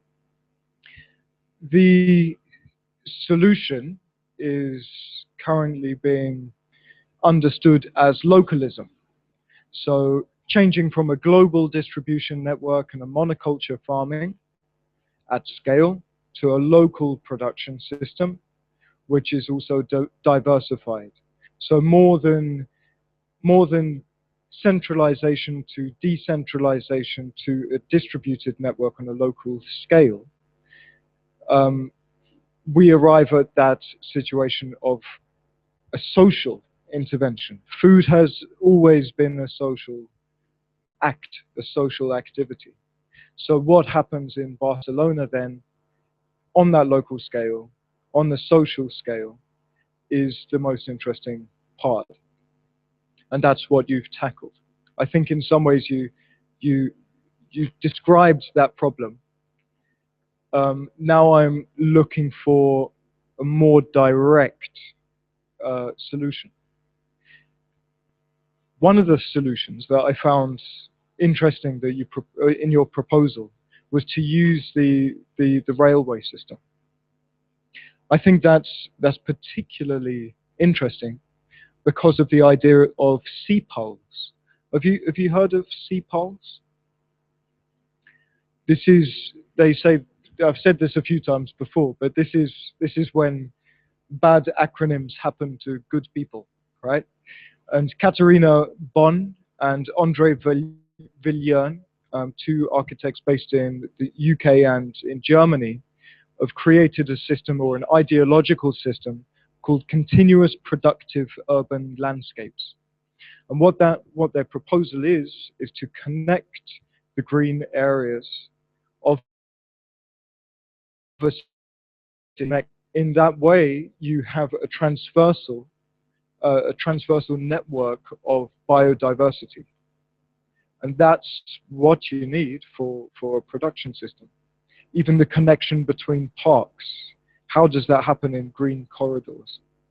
This increases a production possibility and also that physical distribution network. It creates a body, a unified body. So when you chose to use the train tracks that previously have divided and cut up Barcelona, the connection between Barceloneta Park and Ciutadella Park, that's made through your proposal. So this weaving corridor is, I think, an intelligent selection for a CPOL. But you can use that word, CPOL, if you want to. You can jump a lot of theory when you take a bad acronym, right? I won't go too much more, because I'm sure that there's a lot to say. But just in terms of your implementation, I think you could go a little bit more detailed into the delivery of what an aquaponic system looks like and what a hydroponic system looks like in a technical way. Just some more references. I don't know if you've looked at Caleb Harper's food computer. Have you heard of that? It's a food server in a way. So a contained environment, an incubator for food. And what it does is control the atmosphere, not just having LED lights and an irrigation system that suits the plant, but it forces the conditions upon the plant. So if you're growing a lettuce, and you're growing a lettuce in an arid condition, it tastes different. The same species tastes different if it's grown in Syria or if it's grown in Norway. The conditions change the taste of the plant. So that's what Caleb's doing. He's saying, what does a lettuce taste like grown 2,000 years ago in its place of origin? Well, he sets the conditions and he grows the lettuce, and you get this historic lettuce. What's the conditions if it's grown in a vacuum in a space station? Well, he can set the conditions and get the space station lettuce. So this allows for chefs, for example, to start their production process, start their cooking at the point of growing, rather than just when they get the lettuce into the kitchen. So they have another tool, another level of recipe. So that's what it is. It's a conditional recipe programmer. So you might want to look at that, and that's a bit more of the technical side. But then finally, how does your implementation become social? And that's a question that I think that you're going to have to answer. Who controls this system? Is it public? Is it controlled by the chefs? I would hope so. Give the power to the chefs. Is it controlled by the government? How is this food being transferred? And who controls that? So there's a socio-political question also that I think that you have to begin to answer as well. But congratulations, it's a long project, it's a big one. I would like a little bit more detail, but very well explained as well. Thank you.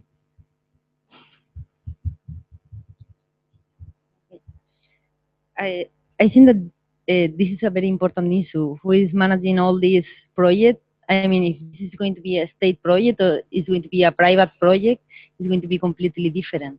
Because depending on the owner or who is going to promote all these project is going to be completely different.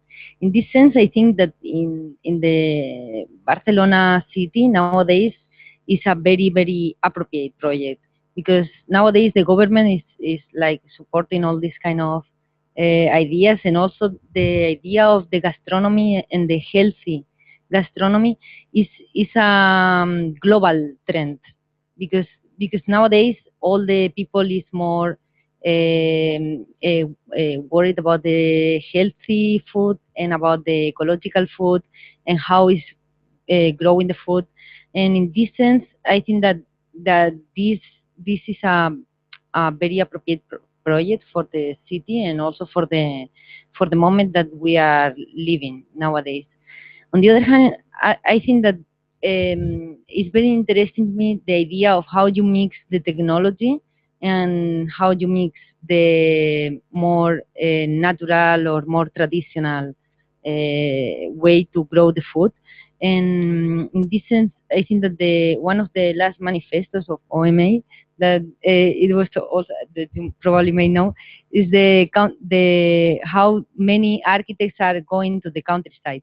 I think that Renkuhl he spent all the summers in Switzerland, and he always went to visit all the farms and all the places that people is growing the cows and the sheep and all the vegetables, and he found like there are several very advanced technologies that are happening just in somewhere that nobody knows, in some way where that is a rural place. So I think that this is a place that you can start to find a new way to develop your future as well.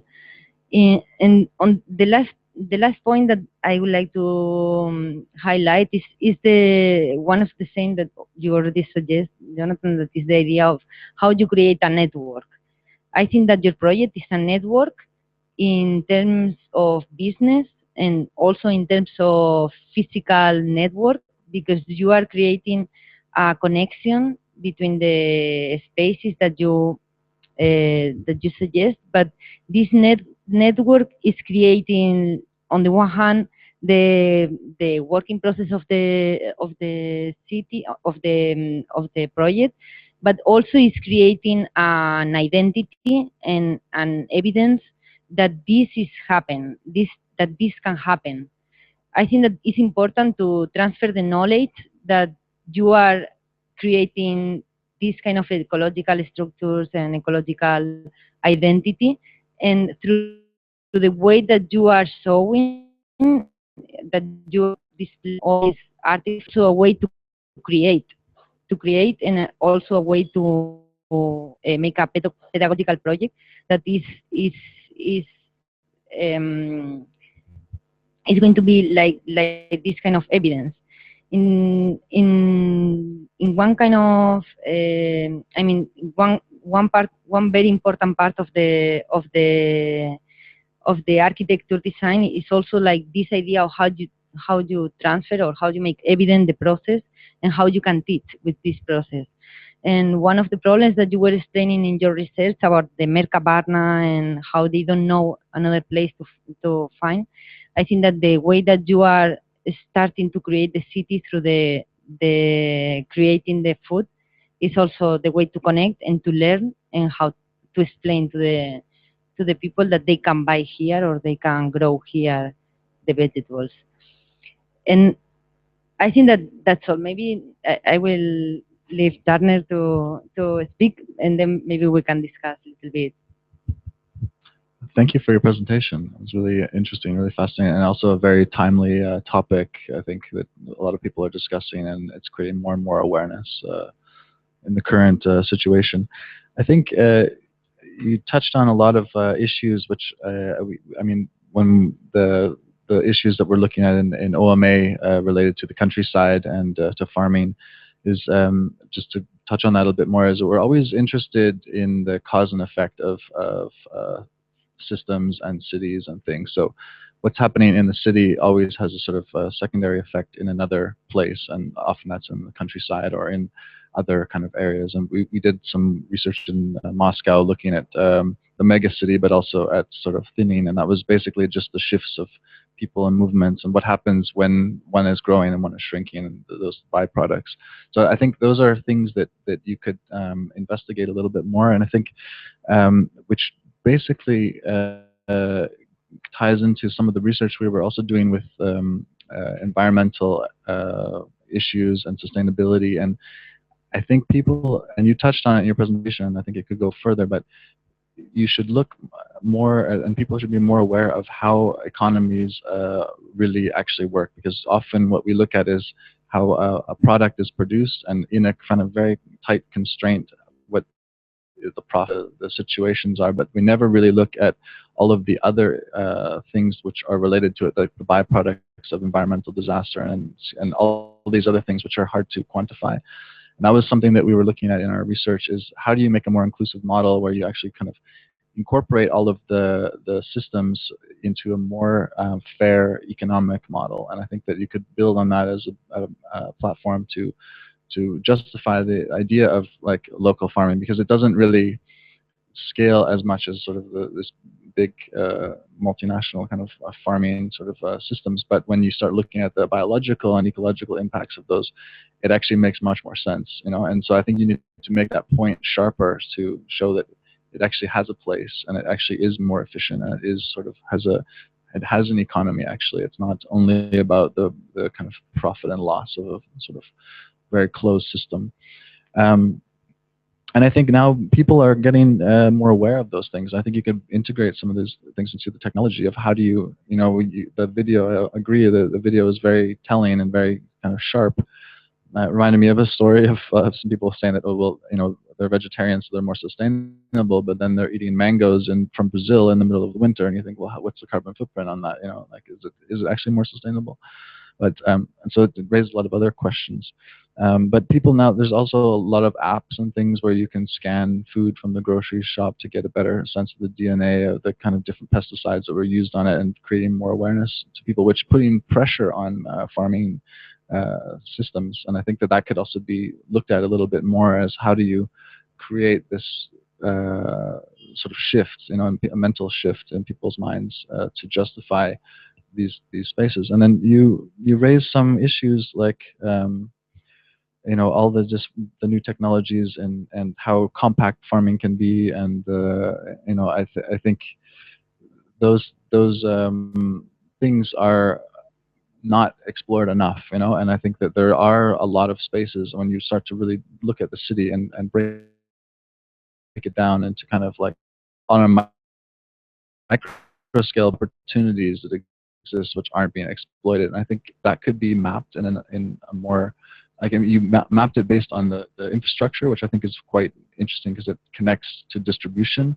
But you could also map it based on missed opportunities, where because plants have a way of almost occupying any condition. There's a photographer who goes every year to Chernobyl, which was a kind of natural disaster. And basically what's happened is it's been completely reclaimed by nature. And so nature can almost exist in any and occupy any situation. So I think there's a lot of urban spaces which are forgotten about, which could be productive economies and could be productive spaces to reclaim.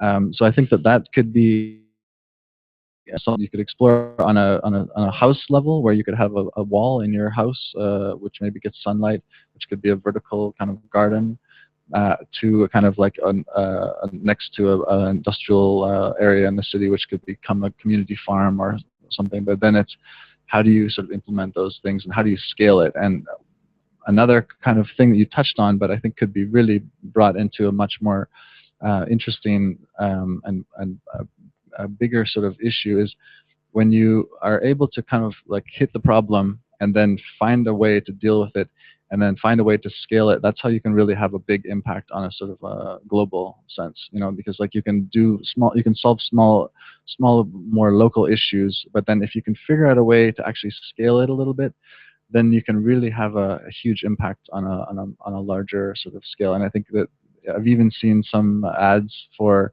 IKEA is even trying to start to get into systems for farming, but I think that's just the start. I think it could be brought to a whole other level, because I mean the interesting thing about IKEA is that they're able to scale things. And in Canada or in the Netherlands, I think there's more of this one type of bookshelf than like people. So if you can introduce systems which can be mass produced and made cheaply and distributed and using existing distribution nodes to actually get those things out, and then make them as building blocks to actually inhabit urban spaces around the world, that could have a huge impact. That could be, and then they could be also adjusted for different climatic issues and different sort of local conditions. But that's something that you could think about, reflect on a little bit, and explore a bit more in your project. And I think it's very interesting work. Where I agree with some of the comments and criticisms. Who operates these systems that you've proposed? Are they, you've blurred the space between public and private, and you've made farming and public space a kind of like a new kind of condition.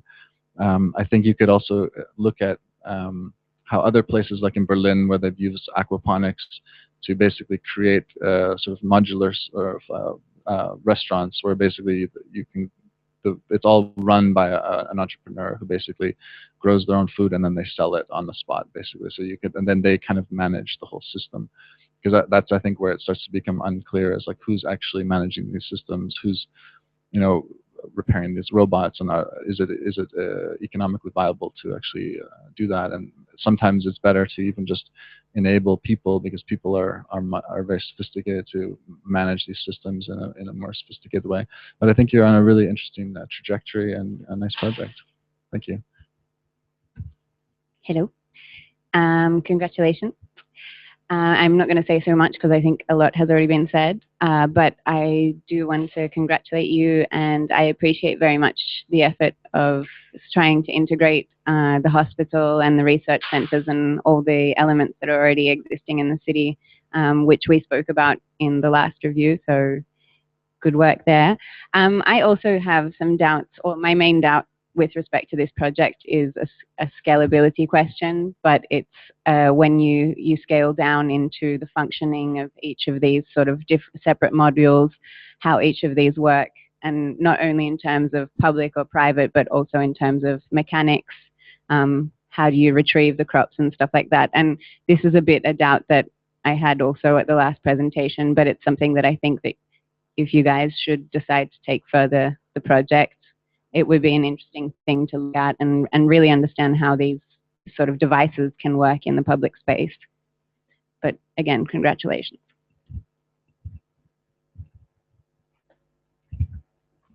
Guys, this is I think it's such an interesting topic, especially, and I'm putting, this is a question, right?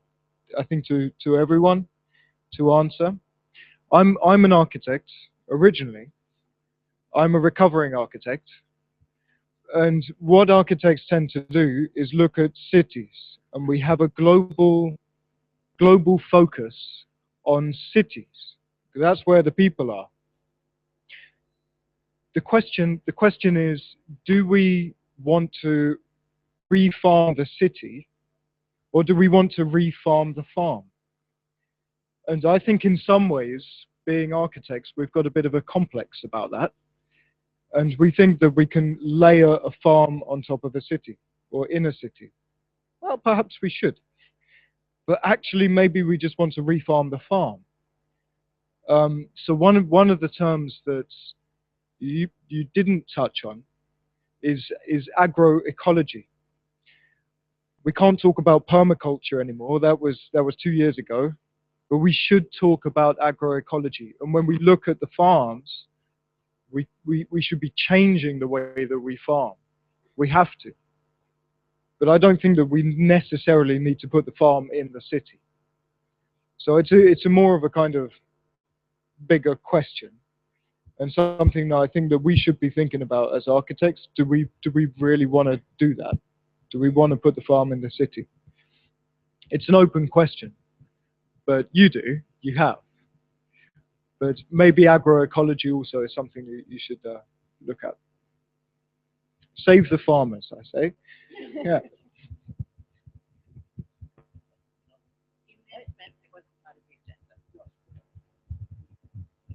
Maybe there are common things in all the projects. Is this idea of how is possible to engage the public space in the asking to the question that Maria Jose made us. In this idea, is possible to move to other cities. I think the value of this project is that in this year that the students are here, they are like absorbing the idea of the public space of Barcelona and reproject it and rethinking about it in his project. No, this idea of crossing, no, to generate like a border, porosity border than between the sea and the Ciudadela, etc., with the research, etc. I think that the student now have in his pack, and it's possible to make this different, no, between a project in other cities. No, there's No, for example, if we are Barcelona against Rotterdam, no, in the public space, no, not public space, and how the city live the street are totally different, no. And maybe this project or this idea of RIF applying to Rotterdam, they generate other kind of things with the same issues, but with other results in terms of all shape. And I think the common thing of all the projects, the three projects, is this idea of how they work the public space as a value, proper local value of Barcelona city.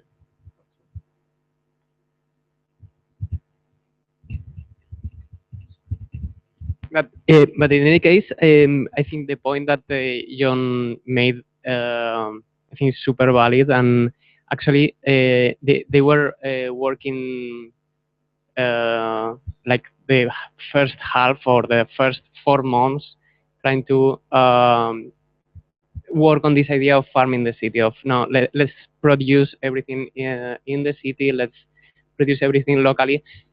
Um, let's change the diet. Now everybody is vegan suddenly, so because if not, the numbers are not with us.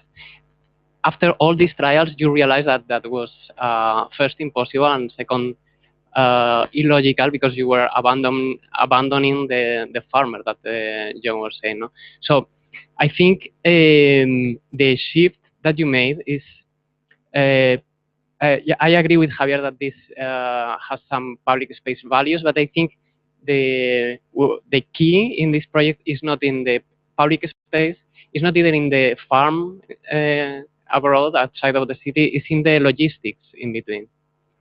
And logistics is not public space, it's not even farming, it's about how do you connect these things, and how do you rethink logistics, not only in terms of transporting seeds, that is something that you do, but logistics in terms of communication as well. That is something that you were thinking on. Logistics in terms of communicating the farmer with the consumer, the farmland with the tourist that only comes here to the beach. And I think the value is there, is to re-understand logistics in another way, like from this century. And if you didn't study the project of Cedric Price of the pottery think belt, now is your time. Now you have time to do it, and now you have to do it. And this was a guy that was spending his whole life in just two projects. One was to make something very similar as you are doing, but applied to education, because he believed education was going to change and was needing to change. So he spent his whole life on that. So it's not to make a project, it's to make the project of your life. And if you believe that food is an issue, to spend your passion and your tools to make it possible. It's not you have to rethink the tools. It's not anymore the tools of architect with a pencil drawing. We don't draw anymore, it seems. But it's to rethink the profession, and to rethink your whole life to fight for this thing that you believe in. So try to become Price.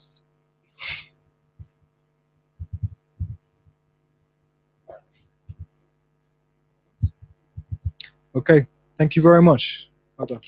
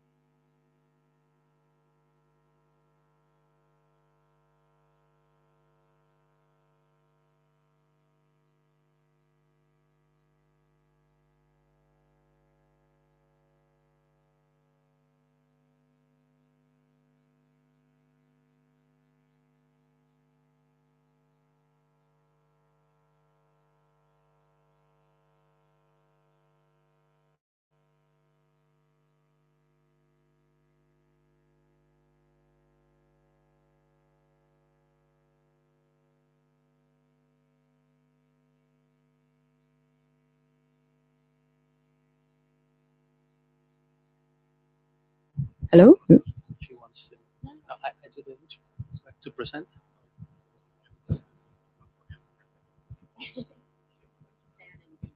Hello.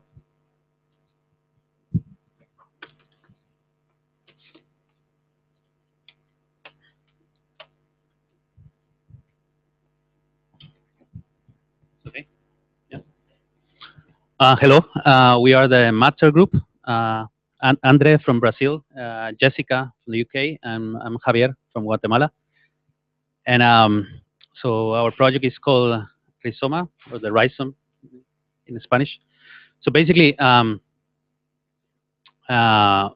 Jeremy Rifkin would put it, or in a way, we come from the second industrial revolution, which basically has paved the way to the system we actually have today.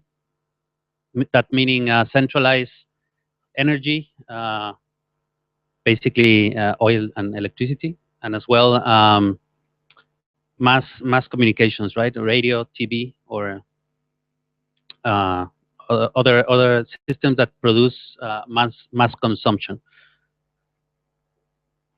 So basically, in this consumption society, we have overpopulation, pollution. There are many issues, as we all know.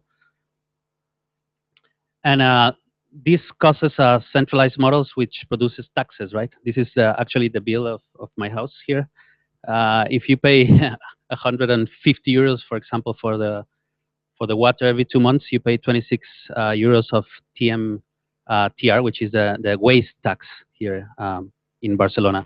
So basically, a centralized model.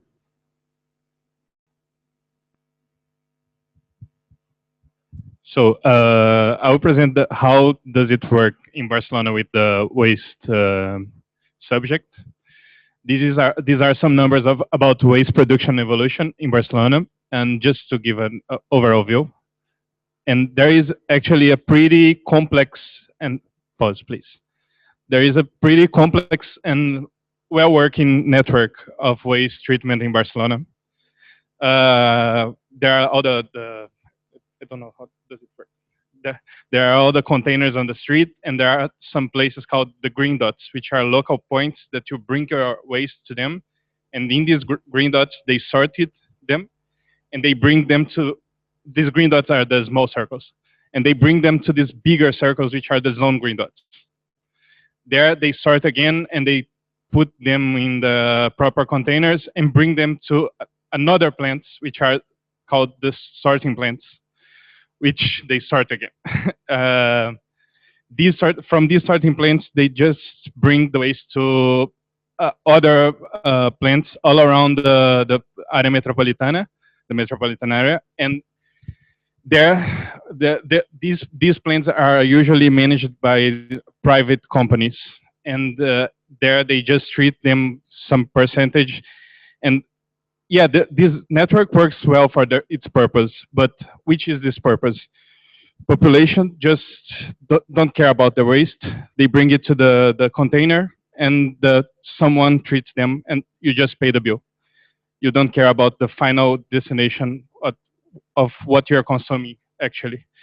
So what should we do about this situation? So these are the plants which turn sometimes waste into energy. Sometimes they just bury the waste. Sometimes they try to recover some part. But we try to talk with these private companies, actually, and the end of the process, it's a big question mark. We don't know what really happens. We know that 5% more or less is burned into energy, but we don't know how many, what is the percentage of marine disposal, waste export that we know that is a reality, but we don't, as it is illegal, we don't know the actual percentage. So what should we do about this? And we think that the answer for this question is a system based on multiplicity, and a non-hierarchical system based on multiplicity that brings people into the action of waste treatment instead of big firms and big companies. So as you can see, in 2013, 60% of waste of household generation of Spain ended in landfills. That even though those landfills are well treated and there are these membranes on the soil, there are some emissions in the atmosphere, there are some emissions in the soil, and we all know that this is a very bad situation. And less than 30% was composted. So why we are wasting so much important matter for our soil that could be transformed into phosphor for the natural ecosystems or as fertilizer for our own profit.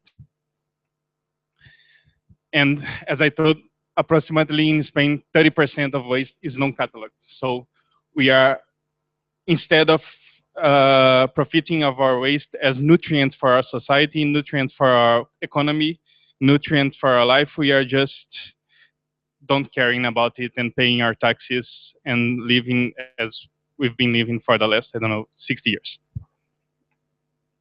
So this is a typical section of what we are calling the ecosystems of Barcelona, which are the natural ones on the edges and the artificial one on the middle. Here is Collserola Mountain, which is, of course, a natural ecosystem, and then another natural one, which is the sea. And in the middle, the mineral one, which is the city that we are treating also as an ecosystem.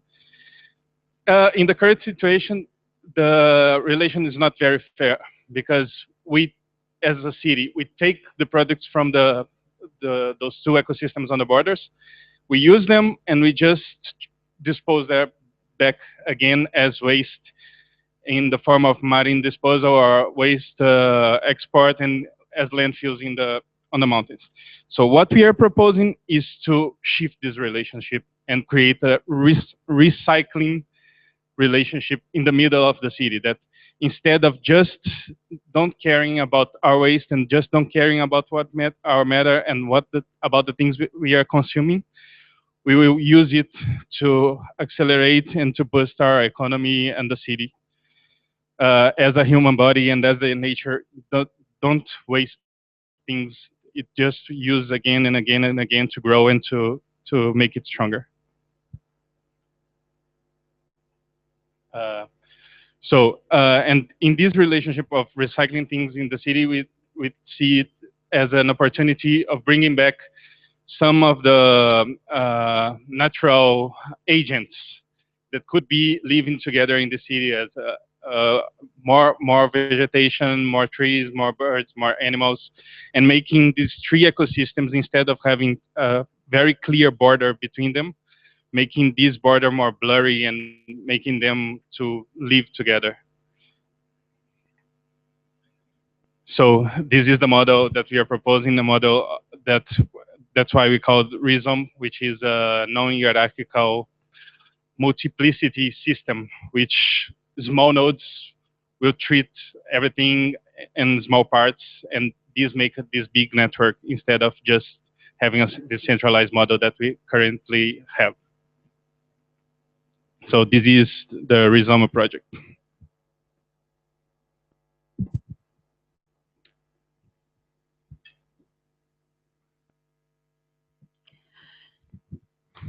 Hello. So the way we tend to use resources is we extract them, we turn them to short-lived products, and then dispose of them. Nature works in a very different way. In natural ecosystems, the waste from one organism becomes a nutrient for something else in the same system. This is a quote from Michael Pollan. In this video, you can see that this is an example of how nature turns waste into something useful.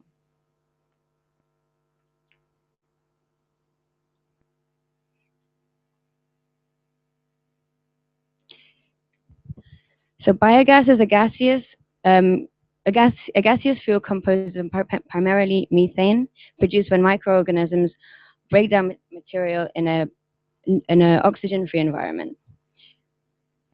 These kind of human-scale technologies are used around the world, particularly in places like India, where organic matter is in an abundance, and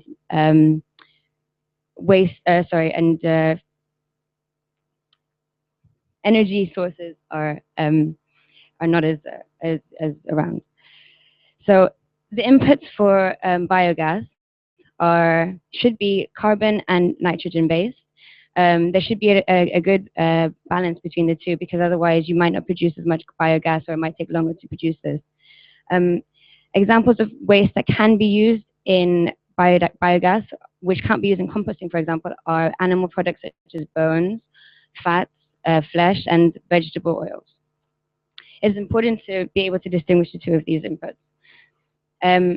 Based on simple technologies that are used around the world, we devised our own biogas machine using really simple materials.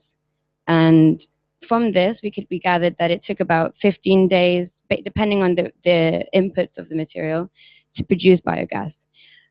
Assuming that 2 kilograms of waste produced per person per day, or per family per day, can generate 200 liters of gas, which could provide families with cooking gas up to 1 hour. This is the system where you have food waste, garden waste, animal manure, inputted into an anaerobic environment, so without oxygen. Water is added, microorganisms break down the matter, and biogas is produced. A byproduct of this material is biofertilizer, which can then be used as a food crop. From the methane from the biogas, also electricity can be generated, but this is used in large plants around Barcelona. Composting is similar to the production of biogas, except it's used in an aerobic environment, so therefore oxygen is present, and the end product is a nutrient-rich soil. The importance of composting is that it returns essential nutrients to the soil, such as phosphorus, other just left to landfills, which is often the case because people don't really have an incentive to compost in main big cities. Composting also can bring people together. It can be a communal process. This is our experimentation with composting. Here we use a layering system where nitrogen, carbon, and different sources were piled upon each other, and then after a few days you would circulate them to allow the oxygen to circulate through, and an end product after about 4 to 5 weeks would be a nutrient-rich compost, which is perfect for agriculture. Again, a balance has to be set between the carbon and nitrogen sources. Here, more organic material, except it's not advisable to use materials such as bones, fats, and flesh. Similarly, the composting uses the animal manure, garden waste, and food source in an aerobic environment, therefore only producing heat, CO2, and the compost. Mycofiltration is a water filtration system using the mycelium from mushrooms, so that's the vegetation of mushrooms.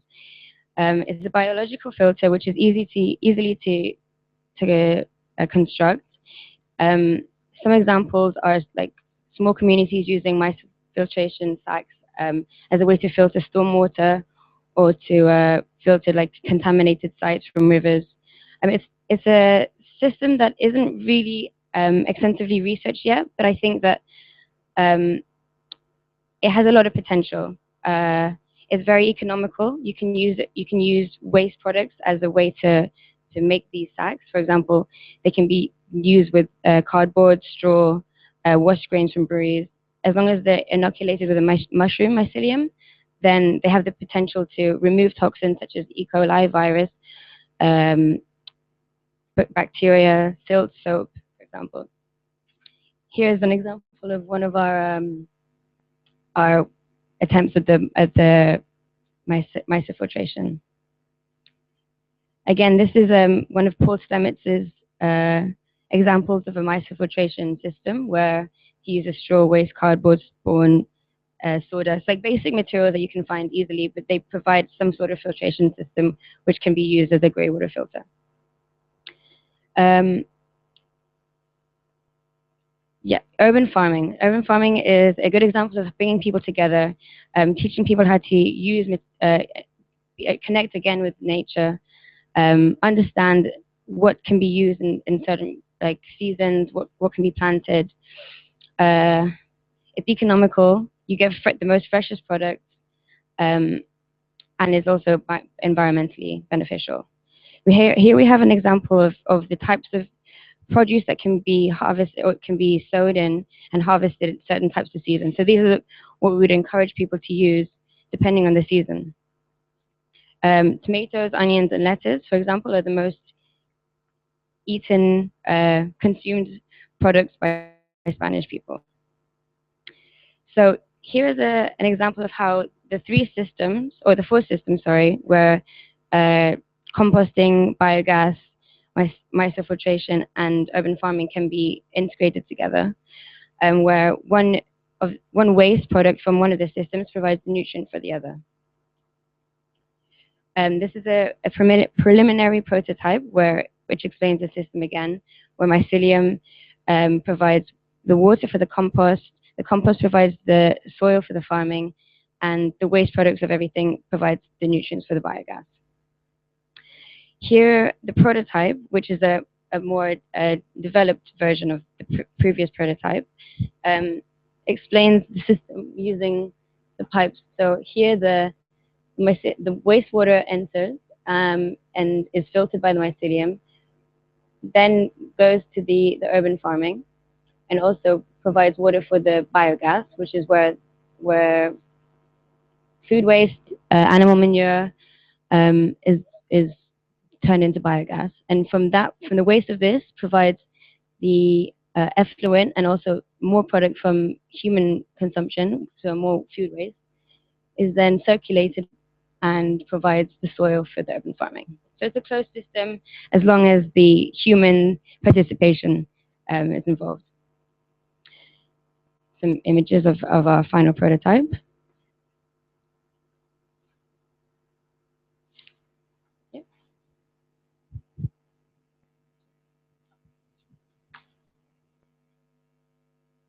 So basically, after experiencing all these micro, let's say, processes and understanding the logics, so how can we integrate these logics into a new urbanity to create a replicable project that can have a urban impact? So basically, we thought about a decentralized model which can create links and as well can bring benefits, social benefits and ecological benefits as well. So as you know, by the other presentations, we were supposed to work on this strip on Barcelona, and inside this strip we started to analyze several maps to know where to act in this aspect. So just pause, please. So we analyzed like really lots of data and lots of maps.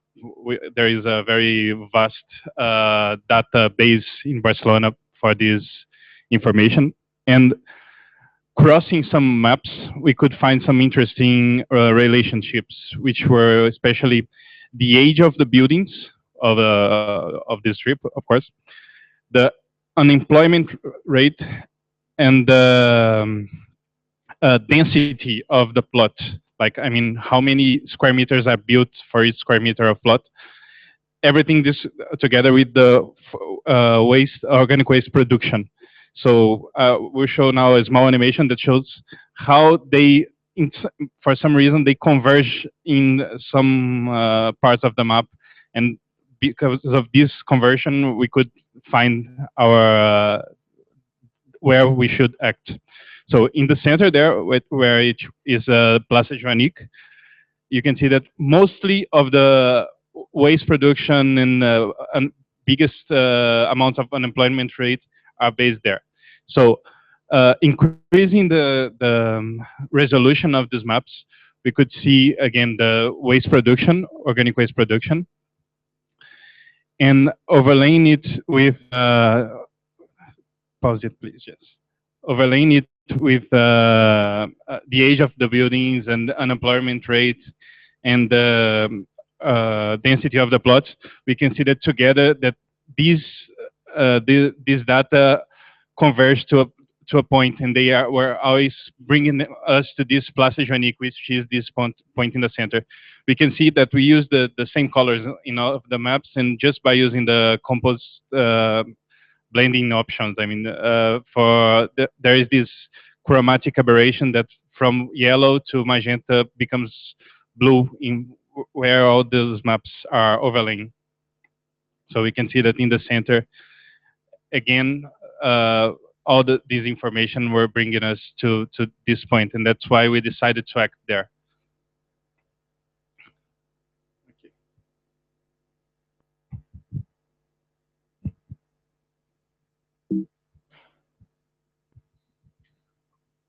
So after the mapping, the big data analysis, we have starting point, let's say, in Plaza Joannique, which is the red dot.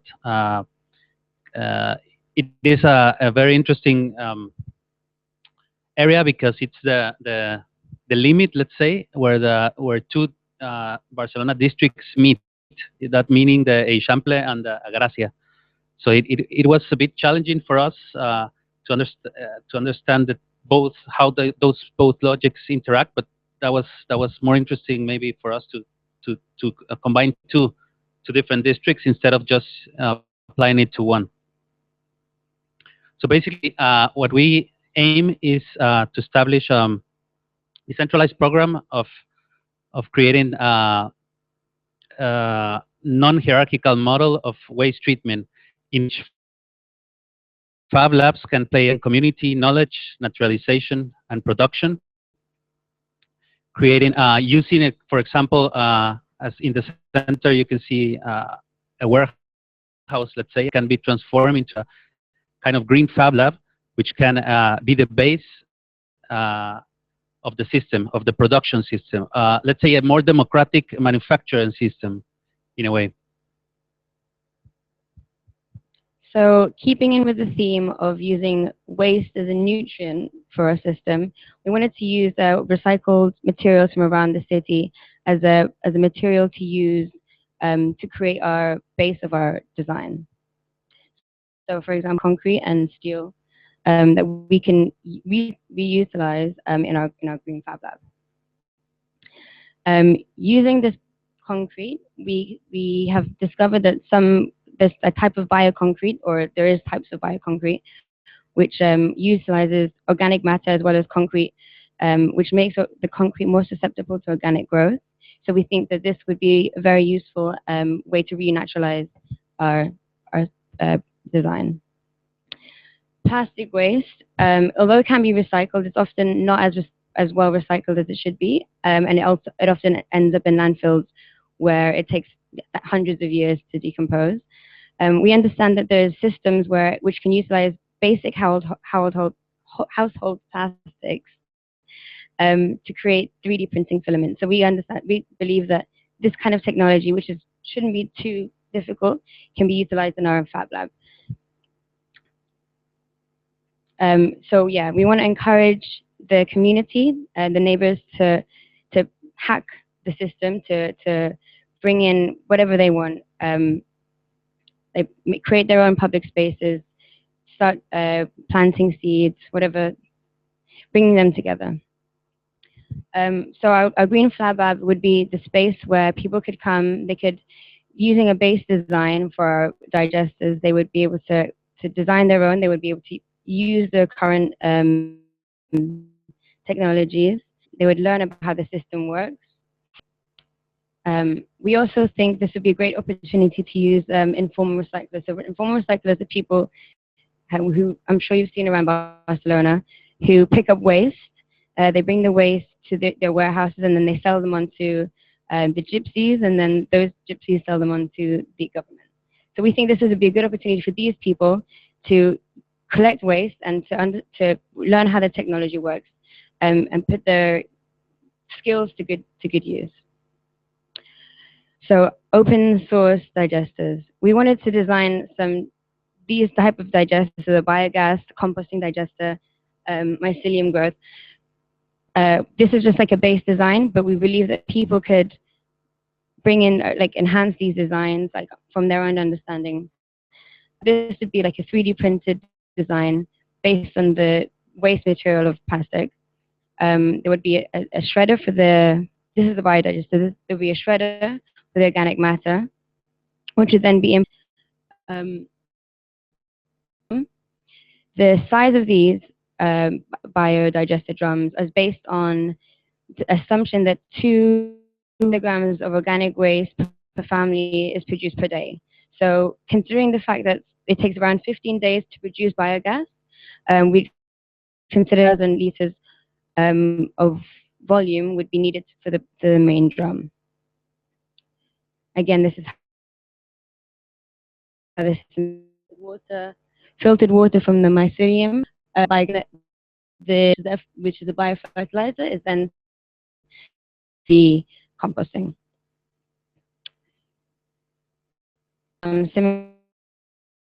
Similarly, input maintenance based on the assumption that 2 kilograms of organic waste is produced per family. So 2,000 of liters of waste minimum for 30 days, which is drums can be shared between 2 or 3 families. Inputs and the output of this would be the nutrient-rich compost, which is then used by the person and moved to organic, like to the farming or to plant they want to use the compost for. The MAA on the fact that 100 liters gray waste produced per person system, we've developed pieces which can be milled because it's susceptible to the organic growth of mycelium, which could then encourage the renaturalization of the space. So the gray water would enter from the top and then filter through, again filtering twice through the system, and then out would come the filtered water, which for plants and not for human consumption. The toilet water that need not be used for human consumption yet. And an example of how like a farming palette could be used. I mean, we want to encourage people to design their own kind of a farming scenario, but this is just like an example of how the water used to water the plants, and then the compost, the soil would be brought in by the people. This is a schematic how this distributed, given to the and also then to water the urban farming. The byproduct of this is then get compost, and also the organic waste in humans is through the digester and the composting drum.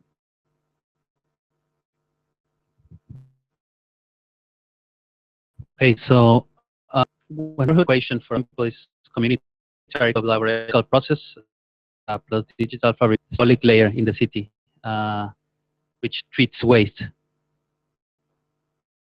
So this is a sequence that will show, for example, if we have an existing warehouse, that part in the diagram can start knowing about this warehouse, which will become a green fab lab in a way.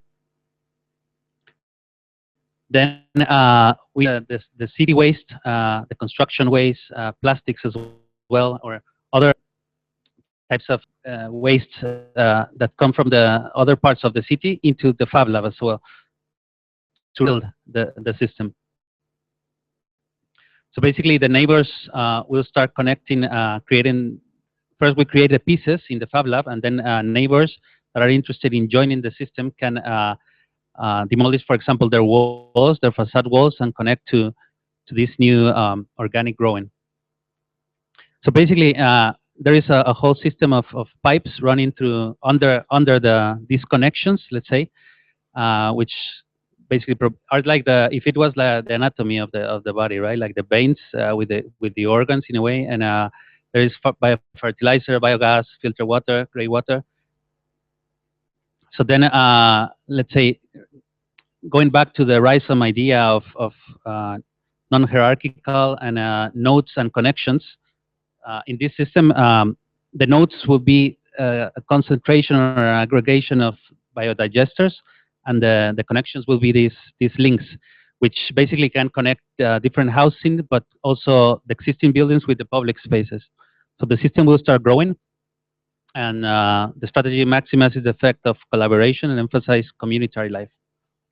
So here we can see a more urban section which shows the scale of these kind of lightweight bridges and the digesters integrating into the scale.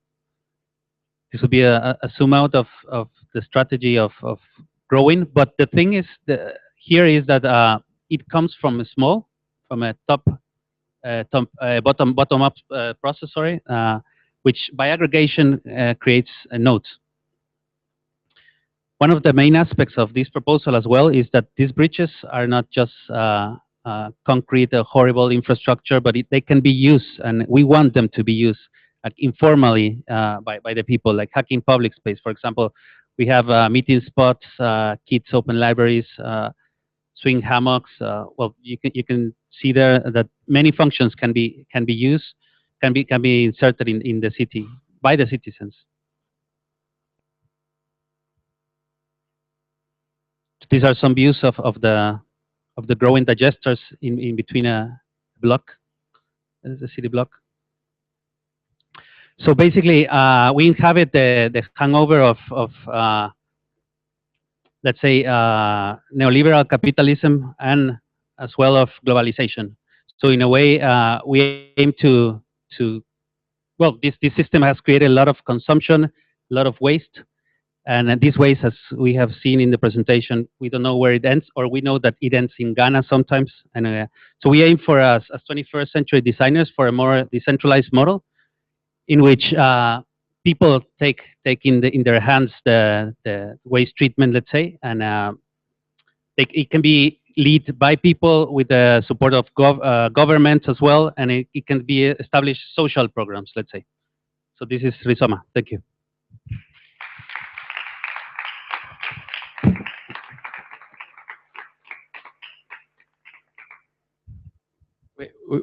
Thank you very much. We have Enrique Rudigeli with us, so we will not waste the opportunity.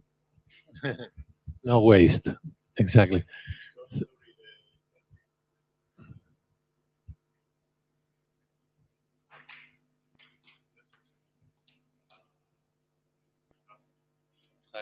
Hi. I need a little bit of time, okay? Not to think, but to elaborate together, because I really would like a more of I was asking lots of questions technically and the dimensions, and so I got a lot of quick answers.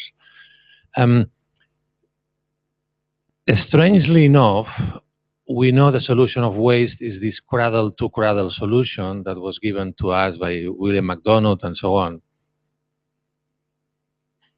What I see is that that formula is an industry formula. So yeah, this material has to go back to its own. Okay, it was a great moment. We understood by Michael Brownshire that science could produce a T-shirt that could end being compost. It was a great discovery. It changed our minds. We still wear the same shirts. The industry did not pay attention, did not embrace it, or did not buy in, or basically just let it die by itself. What I see here is that you are saying, no. Probably because Javier, Rodrigo, and Oriol are the instigators that this waste and your work as architects, it's not that cradle-to-cradle thing, but rather from a society kind of agenda, getting back to another kind of society through architecture, The cradle to cradle is operating with the citizens. So these citizens today produce waste, agree. You have understood that waste operates with corporate, very centralized, very monopolies, and Jeremy deals well on that. I like a lot the prototyping so that you don't talk about it, but you are making it. So the makers, yes. You got the biomass. I want to take it home. You know, it's like, wow. And because I want to take it home, I would like for a moment to stop right there. You see, you have great skills to apply this cradle-to-cradle system to the neighborhood. This is very unique. I have not seen architects going from a prototype to an urban scale so extremely well done. Seriously. Yeah. I see a lot of work and a lot of hours here with Rodrigo and Javier and Oriol, probably, but there are no projects. This is not the highlight. Okay, what is this? It's not a factory, it's not a fab lab, it's a neighborhood with a fab lab, with pipes, with... So if you stop before that and IAC allows us for 2 more months, maybe, my question is, you before that do it here? We have toilets, we have waste, we don't recycle waste, obviously. Will you just before these sections and this community, before you go back to the neighborhood, you do have to have a pilot building scenario really, really tangible. You see? Maybe it's 2 months, no? You're saying that in 2-3 months we have already the output. Therefore, on that chain of process, do it here at IAC, prove it, change us as a community, then have a sample of a community ready, then go back to the neighbor, then redesign this probably, no? You will learn things here, no? There is an issue of a smell, which has these landscapes of a smell, no? Then you need some sort of planting that attack that and so on. And then once you have that, before you close the loop, you will need the industry. You will need the lobbies. You're not going to hack the system without the system, right? So, and this is my last comment. Endesa allows electric car mobility.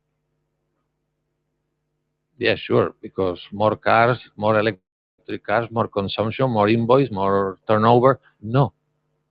I am with the CEOs in Endesa and Red Eléctrica in Madrid, and the question is not more invoices, more consumption. The question is that they do have to update the grid.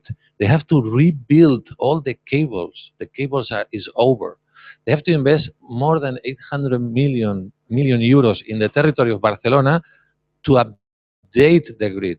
So there is 2 options. We update the grid, more consumption and so on, or reduce consumption and let the grid the way it is. They are in favor of that. When you know when the grid collapses in Spain, in the peak of the year, when is the grid collapsing? The electrical grid. Summer, yes. Hotel, summer, tourism, yeah. No.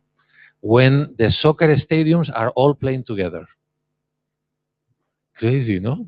So in the moments of the league in Spain, on Sunday night, the stadiums of soccer so imagine how silly the grid is, how dumb is the grid, how low-key the grid is, of course, very far from a smart city, but the infrastructure, and I like the point of the infrastructure that the agenda of the unity is going for, the infrastructure is not ready. So what will the industry win with your proposal? If you have that, clack.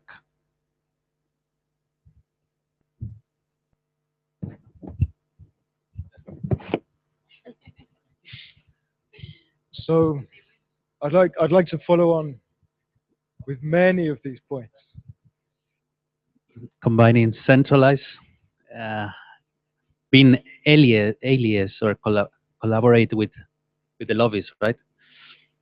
It's a tough one, but there is the click. We were internally we were discussing at some point like how can we know the existing lobbies, we know uh, there is this system established already, so how can we were making some maybe not so strong excuses. Let's say we say to start the system growing, we can bring the electricity from the the centralized model, blah blah. But at the end, we find as in the maps, all the waste treatment, as we know, are in the outskirts, Besós, Gaba, Vilaicans, whatever. So how can we combine a centralized, already established model, which is in the outskirts, basically, of the city, with something that we want to put in the city? So yeah, it's an open question for us, let's say, which we don't have the answer yet, to be honest.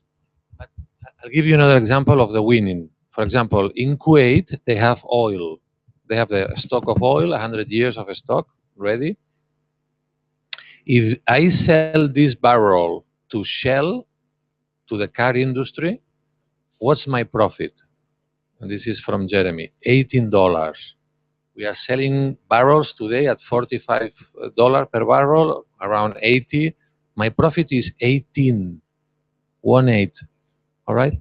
If I sell this barrel to DuPont, composite industry, construction, windows, fab labs, to Teflon, into ETFE, my profit is $80. 18 this way, cars, low key, low consumption. So the source of waste, maybe the source, as in the oil industry, the source, they want to start the electric cars and move the business into a more smart, more expensive, high qualified, more instead of that oil industry. We want to go this way. They would really want to go this way. That's the win-win, no? That's an example, okay? You should really talk to Fomento, to the dealers of waste. What's their weakness? What's your weak point? What's the... Are you paid to move waste and time or kilos of waste? What's your contract? Yeah. So actually, I don't know if I'm too naive on thinking about this, but I have an example that it's running in Brazil. That I believe that if a large amount of people change their behavior, who will adapt is the industry, not the user. I mean, a few years ago, it started a new kind of trend in my city to make their own beer. And everyone says, Ambev will even not think about this because it will never change the behavior of people to go into bars and drinking Ambev beers. Now Ambev is doing like craft beer in my city because they saw that in my city Ambev beer is not selling anymore. So I really believe that the industry, if communities, if people change the behavior, industries will have to adapt to the new reality because they won't lose market. They will have to adapt. Maybe I'm too naive on thinking about this, about so big network, which is the waste, but it's a proposition.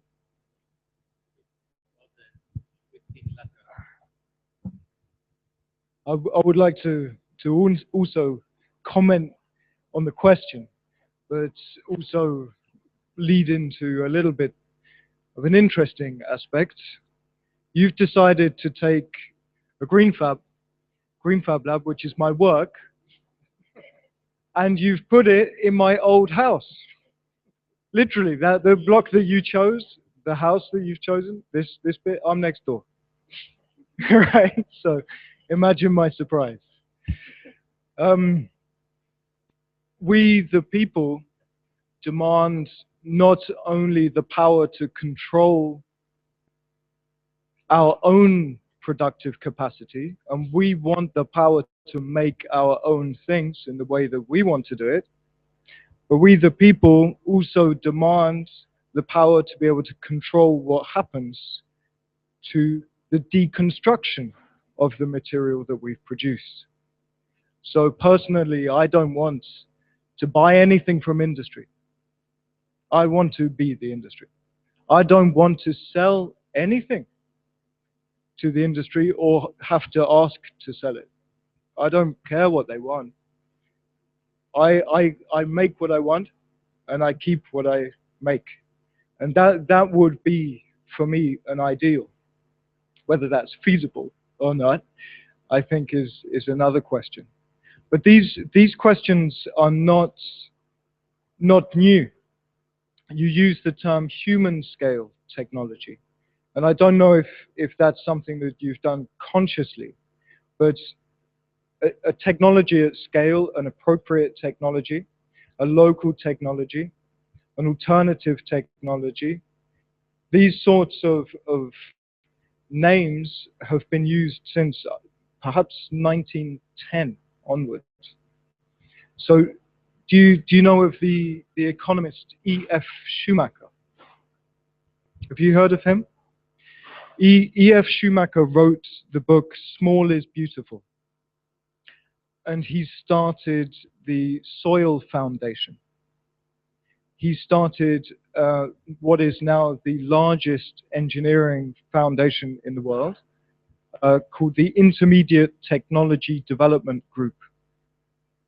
Now, what we now call open source and Fab Labs and a network, a distributed network of Fab Labs, was described by E.F. Schumacher in his book Small is Beautiful, which is from the 1950s, I believe. And the reason why he started the Soil Association and the Soil Foundation is to protect and create soils, because he saw that as the basis of any material economy. For me personally, if there is any economy that isn't based on materiality, it's not an economy. It's a fiat economy, and it's a fiction. So I'm very happy that you're dealing with matter, real matter, because that really matters. You know, I didn't plan that; that just came up.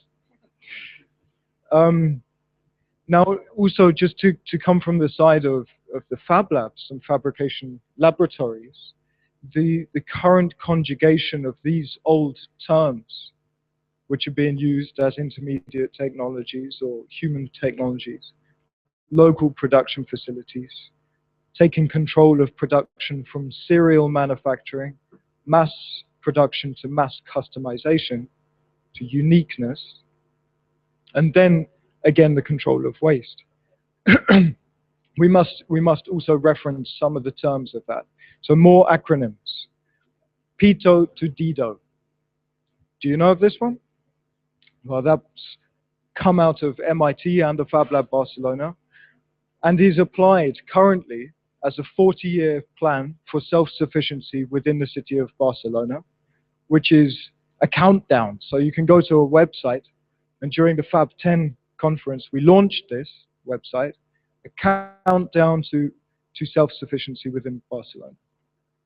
So PITO to DIDO is changing the global model of products into the city and trash out, PITO, to DIDO, which is data in and data out, but where the matter, the material, stays in one place. So the best project of any green Fab Lab as a part of that model would be to create a trash bin which produces materials, which is what you're proposing in my house. Right, that's great. Close to it. Yeah. Next door. Also, another reference, I think, politically, socially, politically, from the past, is the work of Constant and the Situationists with his proposal for something called New Babylon, which looks very similar. It's a constantly moving, constantly being built by the citizens for the construction of architecture. I won't go any further, just to say that I agree, and thanks for the proposal. I also agree that it's something that I want you to do, and I would love one of your biodigesters. So you can actually use the Green Fab Lab and digest. But one added extra is that you can use mycorrhizal structures not only to filter water, but also to decompose plastics as well. You can remove nerve toxins. You can really use that as a bioremediation device as well. So absorbing carbon dioxide from that very congested plaza.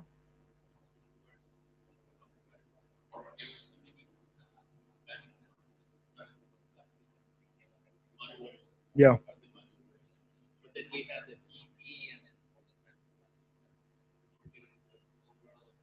Of mushrooms.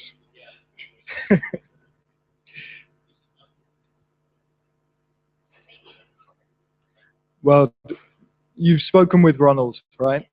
So the Mushroom King, he says that's the solution. So I agree. Thank you very much. For me, a proposal that is real and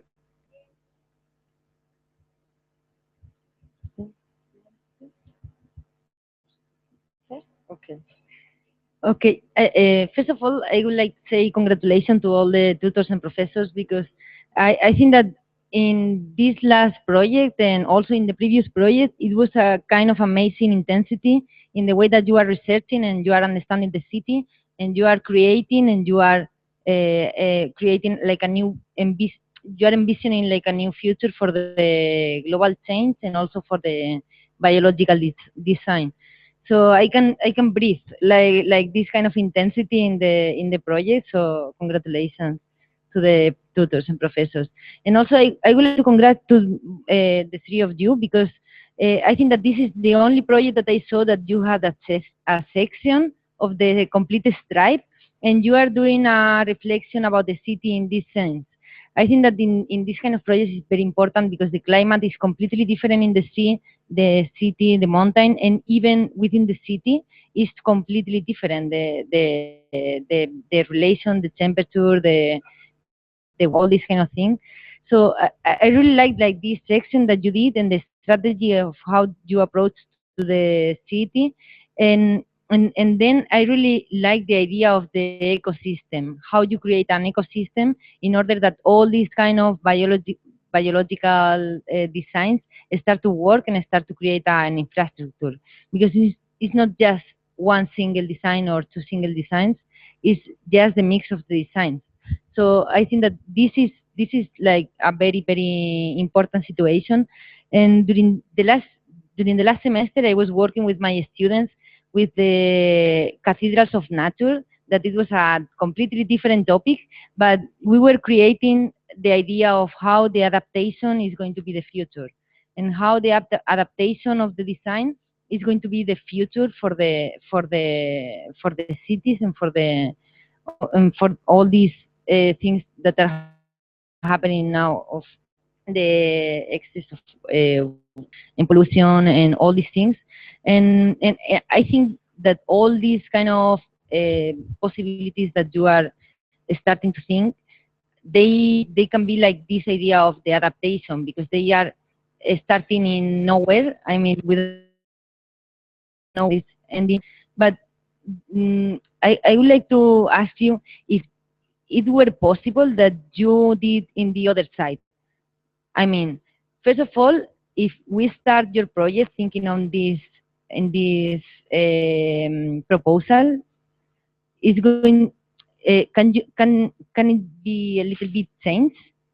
I mean, now you are thinking that you have like these pipes and these kind of connections and bridges and all these kind of things.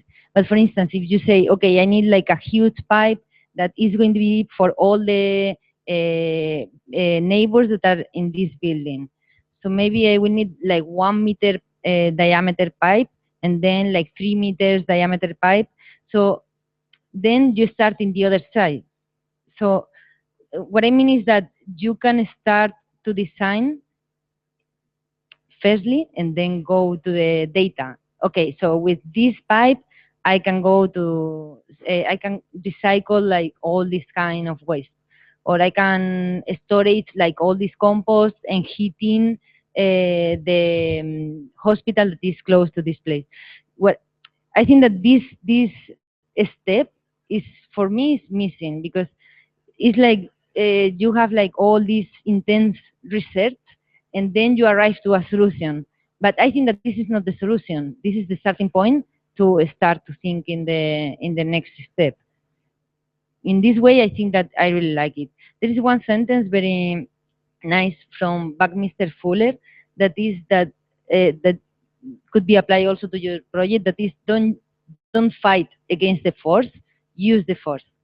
So it's a surface sentence as well, but it, I think that in this sense, you are using this force and you are creating this adaptation for the future of the city.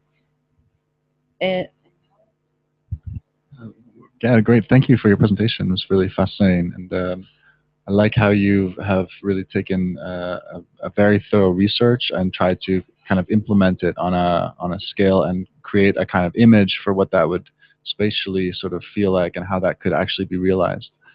There's a few questions that it raises, though. It's and a few things you kind of touched on, but maybe you could explore in a bit more detail, because I think this really focuses on composting and bio and reuse of sort of organic materials.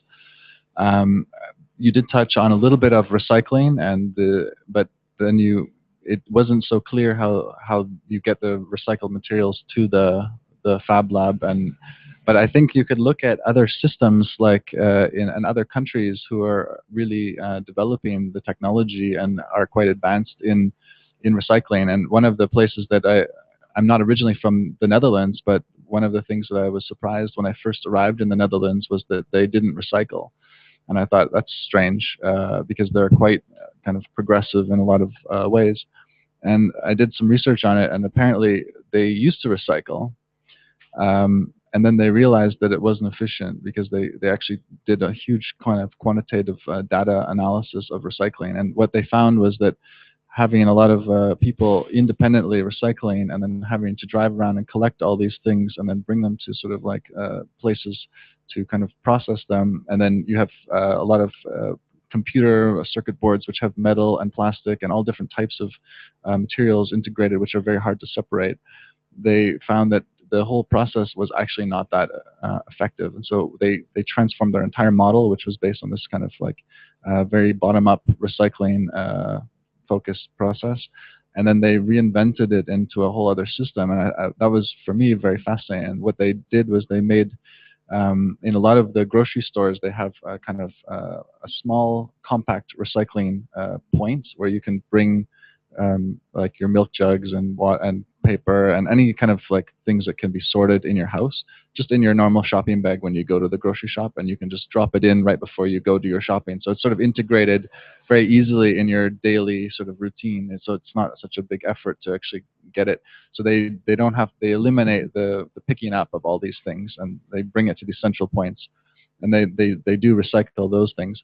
But then they're not so concerned about if people actually even throw the stuff away, because what they do now is they collect all the garbage in central points, and then they have very efficient waste energy plants which basically burn all of the garbage, which you would think, okay, that's totally environmentally disastrous. But what they do is they contain it, so they capture all of the smoke, they compress the smoke into very compact solid blocks, and then they basically bury those solid blocks, so it's not going into the atmosphere. And then all of the hard material that's not combustible, they put into huge ponds and they spin it at different speeds, and the density basically separates all the different types of metals and whatever into very precise, and it actually cleans it also. And so then they're able to sort all of these different metals and things, and they found that when they burn the garbage, they are able to produce energy turbines that produce energy, which is a kind of fuel. It's not environmentally disastrous because they have a technology to kind of capture and be very efficient.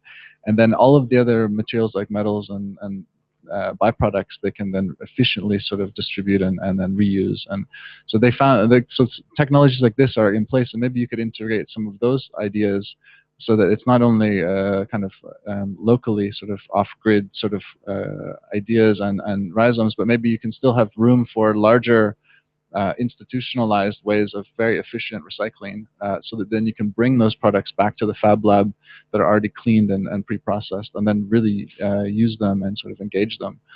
I think that's just one sort of a comment that kind of came to mind as I was looking at your project. And I guess the question that I would have, and this is more in a situation of a block. You know, I also live in a block, but then you wonder, like, it's all privatized. So could you actually do a project like this in a private block? Would people, I guess you would have to collectively set up an agreement that everyone wants to sort of have this sort of shared. Oh, okay. Okay. Okay. Yeah. So I guess for me, just coming from outside, I would just think, like, how would that be? How would you actually be able to implement that in? And maybe I'm ignorant to the fact that this is actually a total public space, and you can kind of claim it in any way. Okay, but maybe it's more about, like, creating a collective of the whole block has to sort of buy in and say, look, we're going to do this thing, and we're going to make it super easy for you to take your organic material and get it into this system, so that it's almost no effort.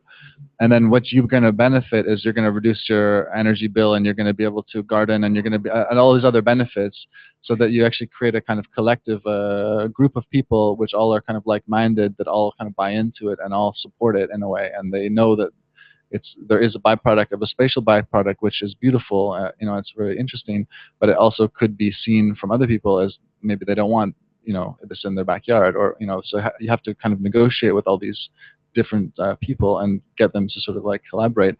But then it creates a kind of also this idea of a block can be an off-grid, self-sustaining, or maybe not fully off-grid, but partially self-sustaining and partially aware of the things that they're doing, and reducing the cost of getting rid of all this stuff and actually just integrating it.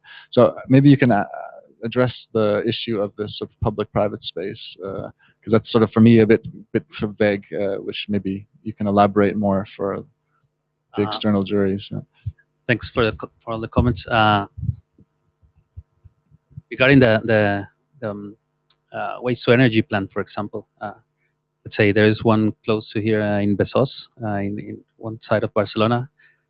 But yeah, still a very centralized system in a way. So it is a very, very interesting idea of maybe combining the kind of related to Enrique's comment of the existing system, like to maybe have an agreement with some waste to energy plant, because actually some processes are quite difficult to treat inside a block, let's say. So maybe we still need, for our aim is to be small and biological and blah blah, but maybe there are some processes that are quite tough to tackle inside a block. So you need that facility. You still need the lobbies kind of. So yeah, like a collaboration between maybe waste to energy plant and these kind of systems can be very interesting. Regarding the public space, that's a whole story in Barcelona. In a way, if we manage to have some collaboration from obviously the private and the public sectors, because as you may know, Cerdà's plan wasn't meant to be like it is right now, and the patios, there is a whole process of trying to put first green roofs and recover the central spaces, but there are not many. I mean, it's in the process of. I guess this should be well explained to some neighbors, and as well that the neighbors understand that if they let's say cesión de uso, if they you can use their space, maybe they can get benefits from the system. Meaning, for example, the gas for their kitchens, the biogas for the kitchens, or like establish a program of points or something that will allow, for example, in a real example right now that I'm working in outside IAC, there is some neighbors that have a space parking underground, and the project that we propose goes on top of it. But then we said, you're going to have a park, and we get to an agreement with the neighbors that they gave us. I don't know how to call this in English, but you can use their space if you make some improvements to their underground parking. No dropping, no water coming in. You know, like you were going to have a better public space than the concrete horrible that you have in top.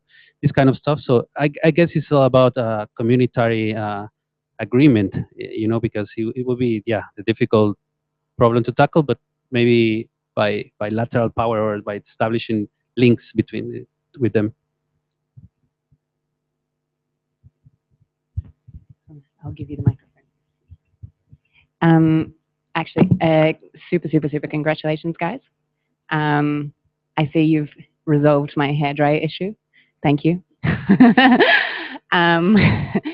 Actually, I think that Barcelona is really the right place to make a project like this, especially because of this whole situation of the blocks and how these in-between spaces have sort of been occupied through usucapione. And there's never really been, I guess, no one really raised the issue, or maybe somebody did, but it was sort of brushed over. And it's not only on a ground level that there's this issue, but also Barcelona has this issue on a rooftop level. And there's the whole question of terrazas comunitarias and stuff like that. So like the rooftops of the buildings of Barcelona are communal, but yet often nobody can use them because nobody can agree on who can use them for what purpose. And so in that sense, I think that this is really the right place to sort of start a project like this. And beyond that, guys, congratulations, because I see that you've really taken steps forward from the last presentation, and well done.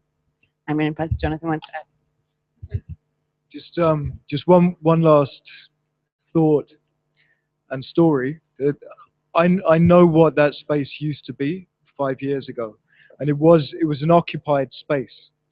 I knew the guy who was in there. He had loads of dogs, and they always used to bark, and people threw eggs at him.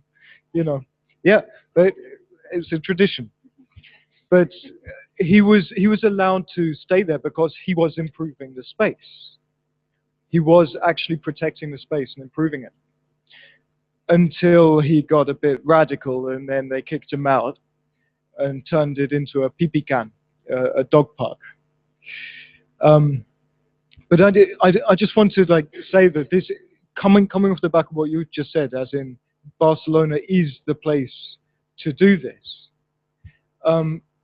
My uncle lived in squats in London for 30 years, and the socio-political environment at that time was the government's idea to get out the squatters was send in big guys and smash up all of the water system, rip out the electrics. So if you wanted to use the toilet, you couldn't because there was no toilet. So that's what the government's plan was. That in contrast to the current thinking, you just told me that the current mayor pays the electricity bill. No? It was today in the news. It was today in the news that exactly the opposite.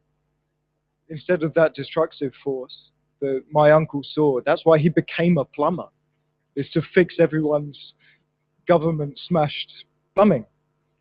You know, he didn't train for that.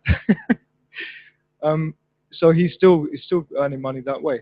But what a change in the political environment, and what an interesting way to hack the city productively, and believe it's possible. Let's go and find a solar. Let's go and find an open space and do it. Thank you, guys.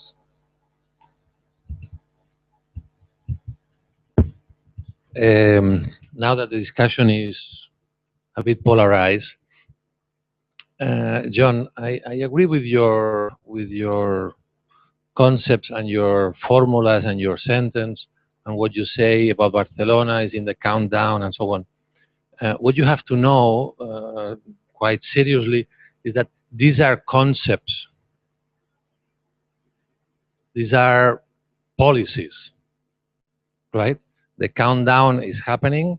It's city marketing, is belief, is policies, is a paper at MIT, is a moment of launching. It's an event. This is what our generation from the teaching community or the academia we are doing. That is what we are doing. Again, the cradle to cradle formula, the material to material formula that we don't bring material from outside. That is a formula. John is saying, I like to fabricate my things. I don't like to bring things from the industry. I am the industry. You see his pants, you see his shirt, you see his shoes. Eh? Reality is another thing, right? We are in a concept moment, we are in a theoretical moment. We have to push that. That's our job, our mission. We are these activists of knowledge, of ideology, of concepts, of formulas. But we are not doing it.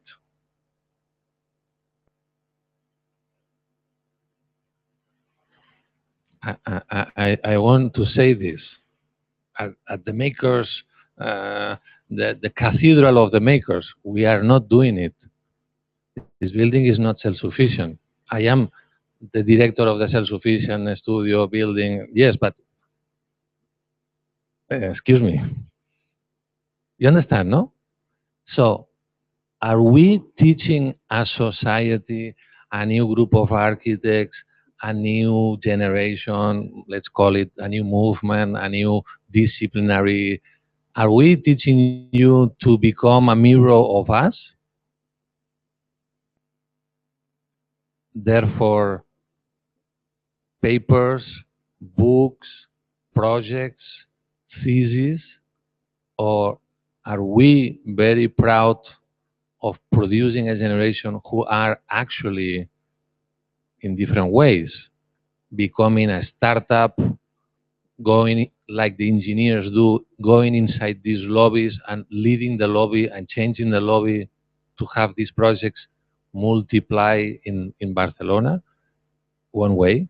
Another way is you produce a new startup that produces this and talks to the city of Barcelona the same way Bithing happened. Bithing happened not because of us, not because of the policymakers, because there was some deals like let's start with 1,000 bikes and then the bill that the mayor's office will pay to Europe will be smaller. It started like this, real, very real, you know? So I want you to really leave IAC at some point or stay, okay? But with that agenda that we are talking about it. Yes, we are doing. I did the Media ICT building. Yeah, I talk about it and I did it. That's my strength. I stopped the construction of a nuclear power plant. Yes, I talk about it and I did it. So it's possible to talk about it and to do it.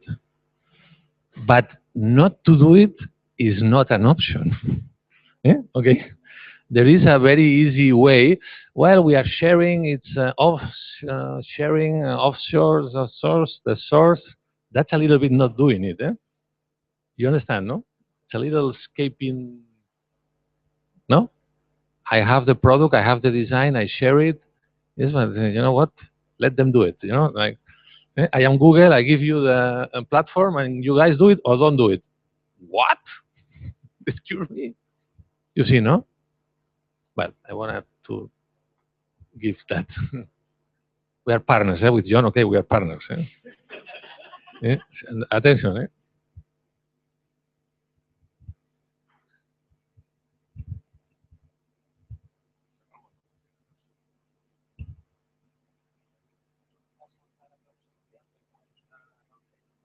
Sí. We want to finish now. Very interesting all your comment, and maybe we can continue in this project and the other project. Thank you very much to all. We are delayed, but this was amazing, and we are very proud of your work in the last part of this term. You work very hard. Well done. I'm happy to see your work and to see you like an architect who try to do things beyond only to think things. Okay. Thank you very much. And we have a meeting here with you, with the teacher only, and the tutors have lunch set up. Okay. Thank you very much. A picture. Picture, please. ¿Qué tal? Do you like it? No, not sharing. Not sharing. Right, I just- really, really good. Yeah. Bueno. He was like, one slide, he was like, but we have like, it was like, because they were working together for 5 minutes. They were working in a team. No, it's in the It's in.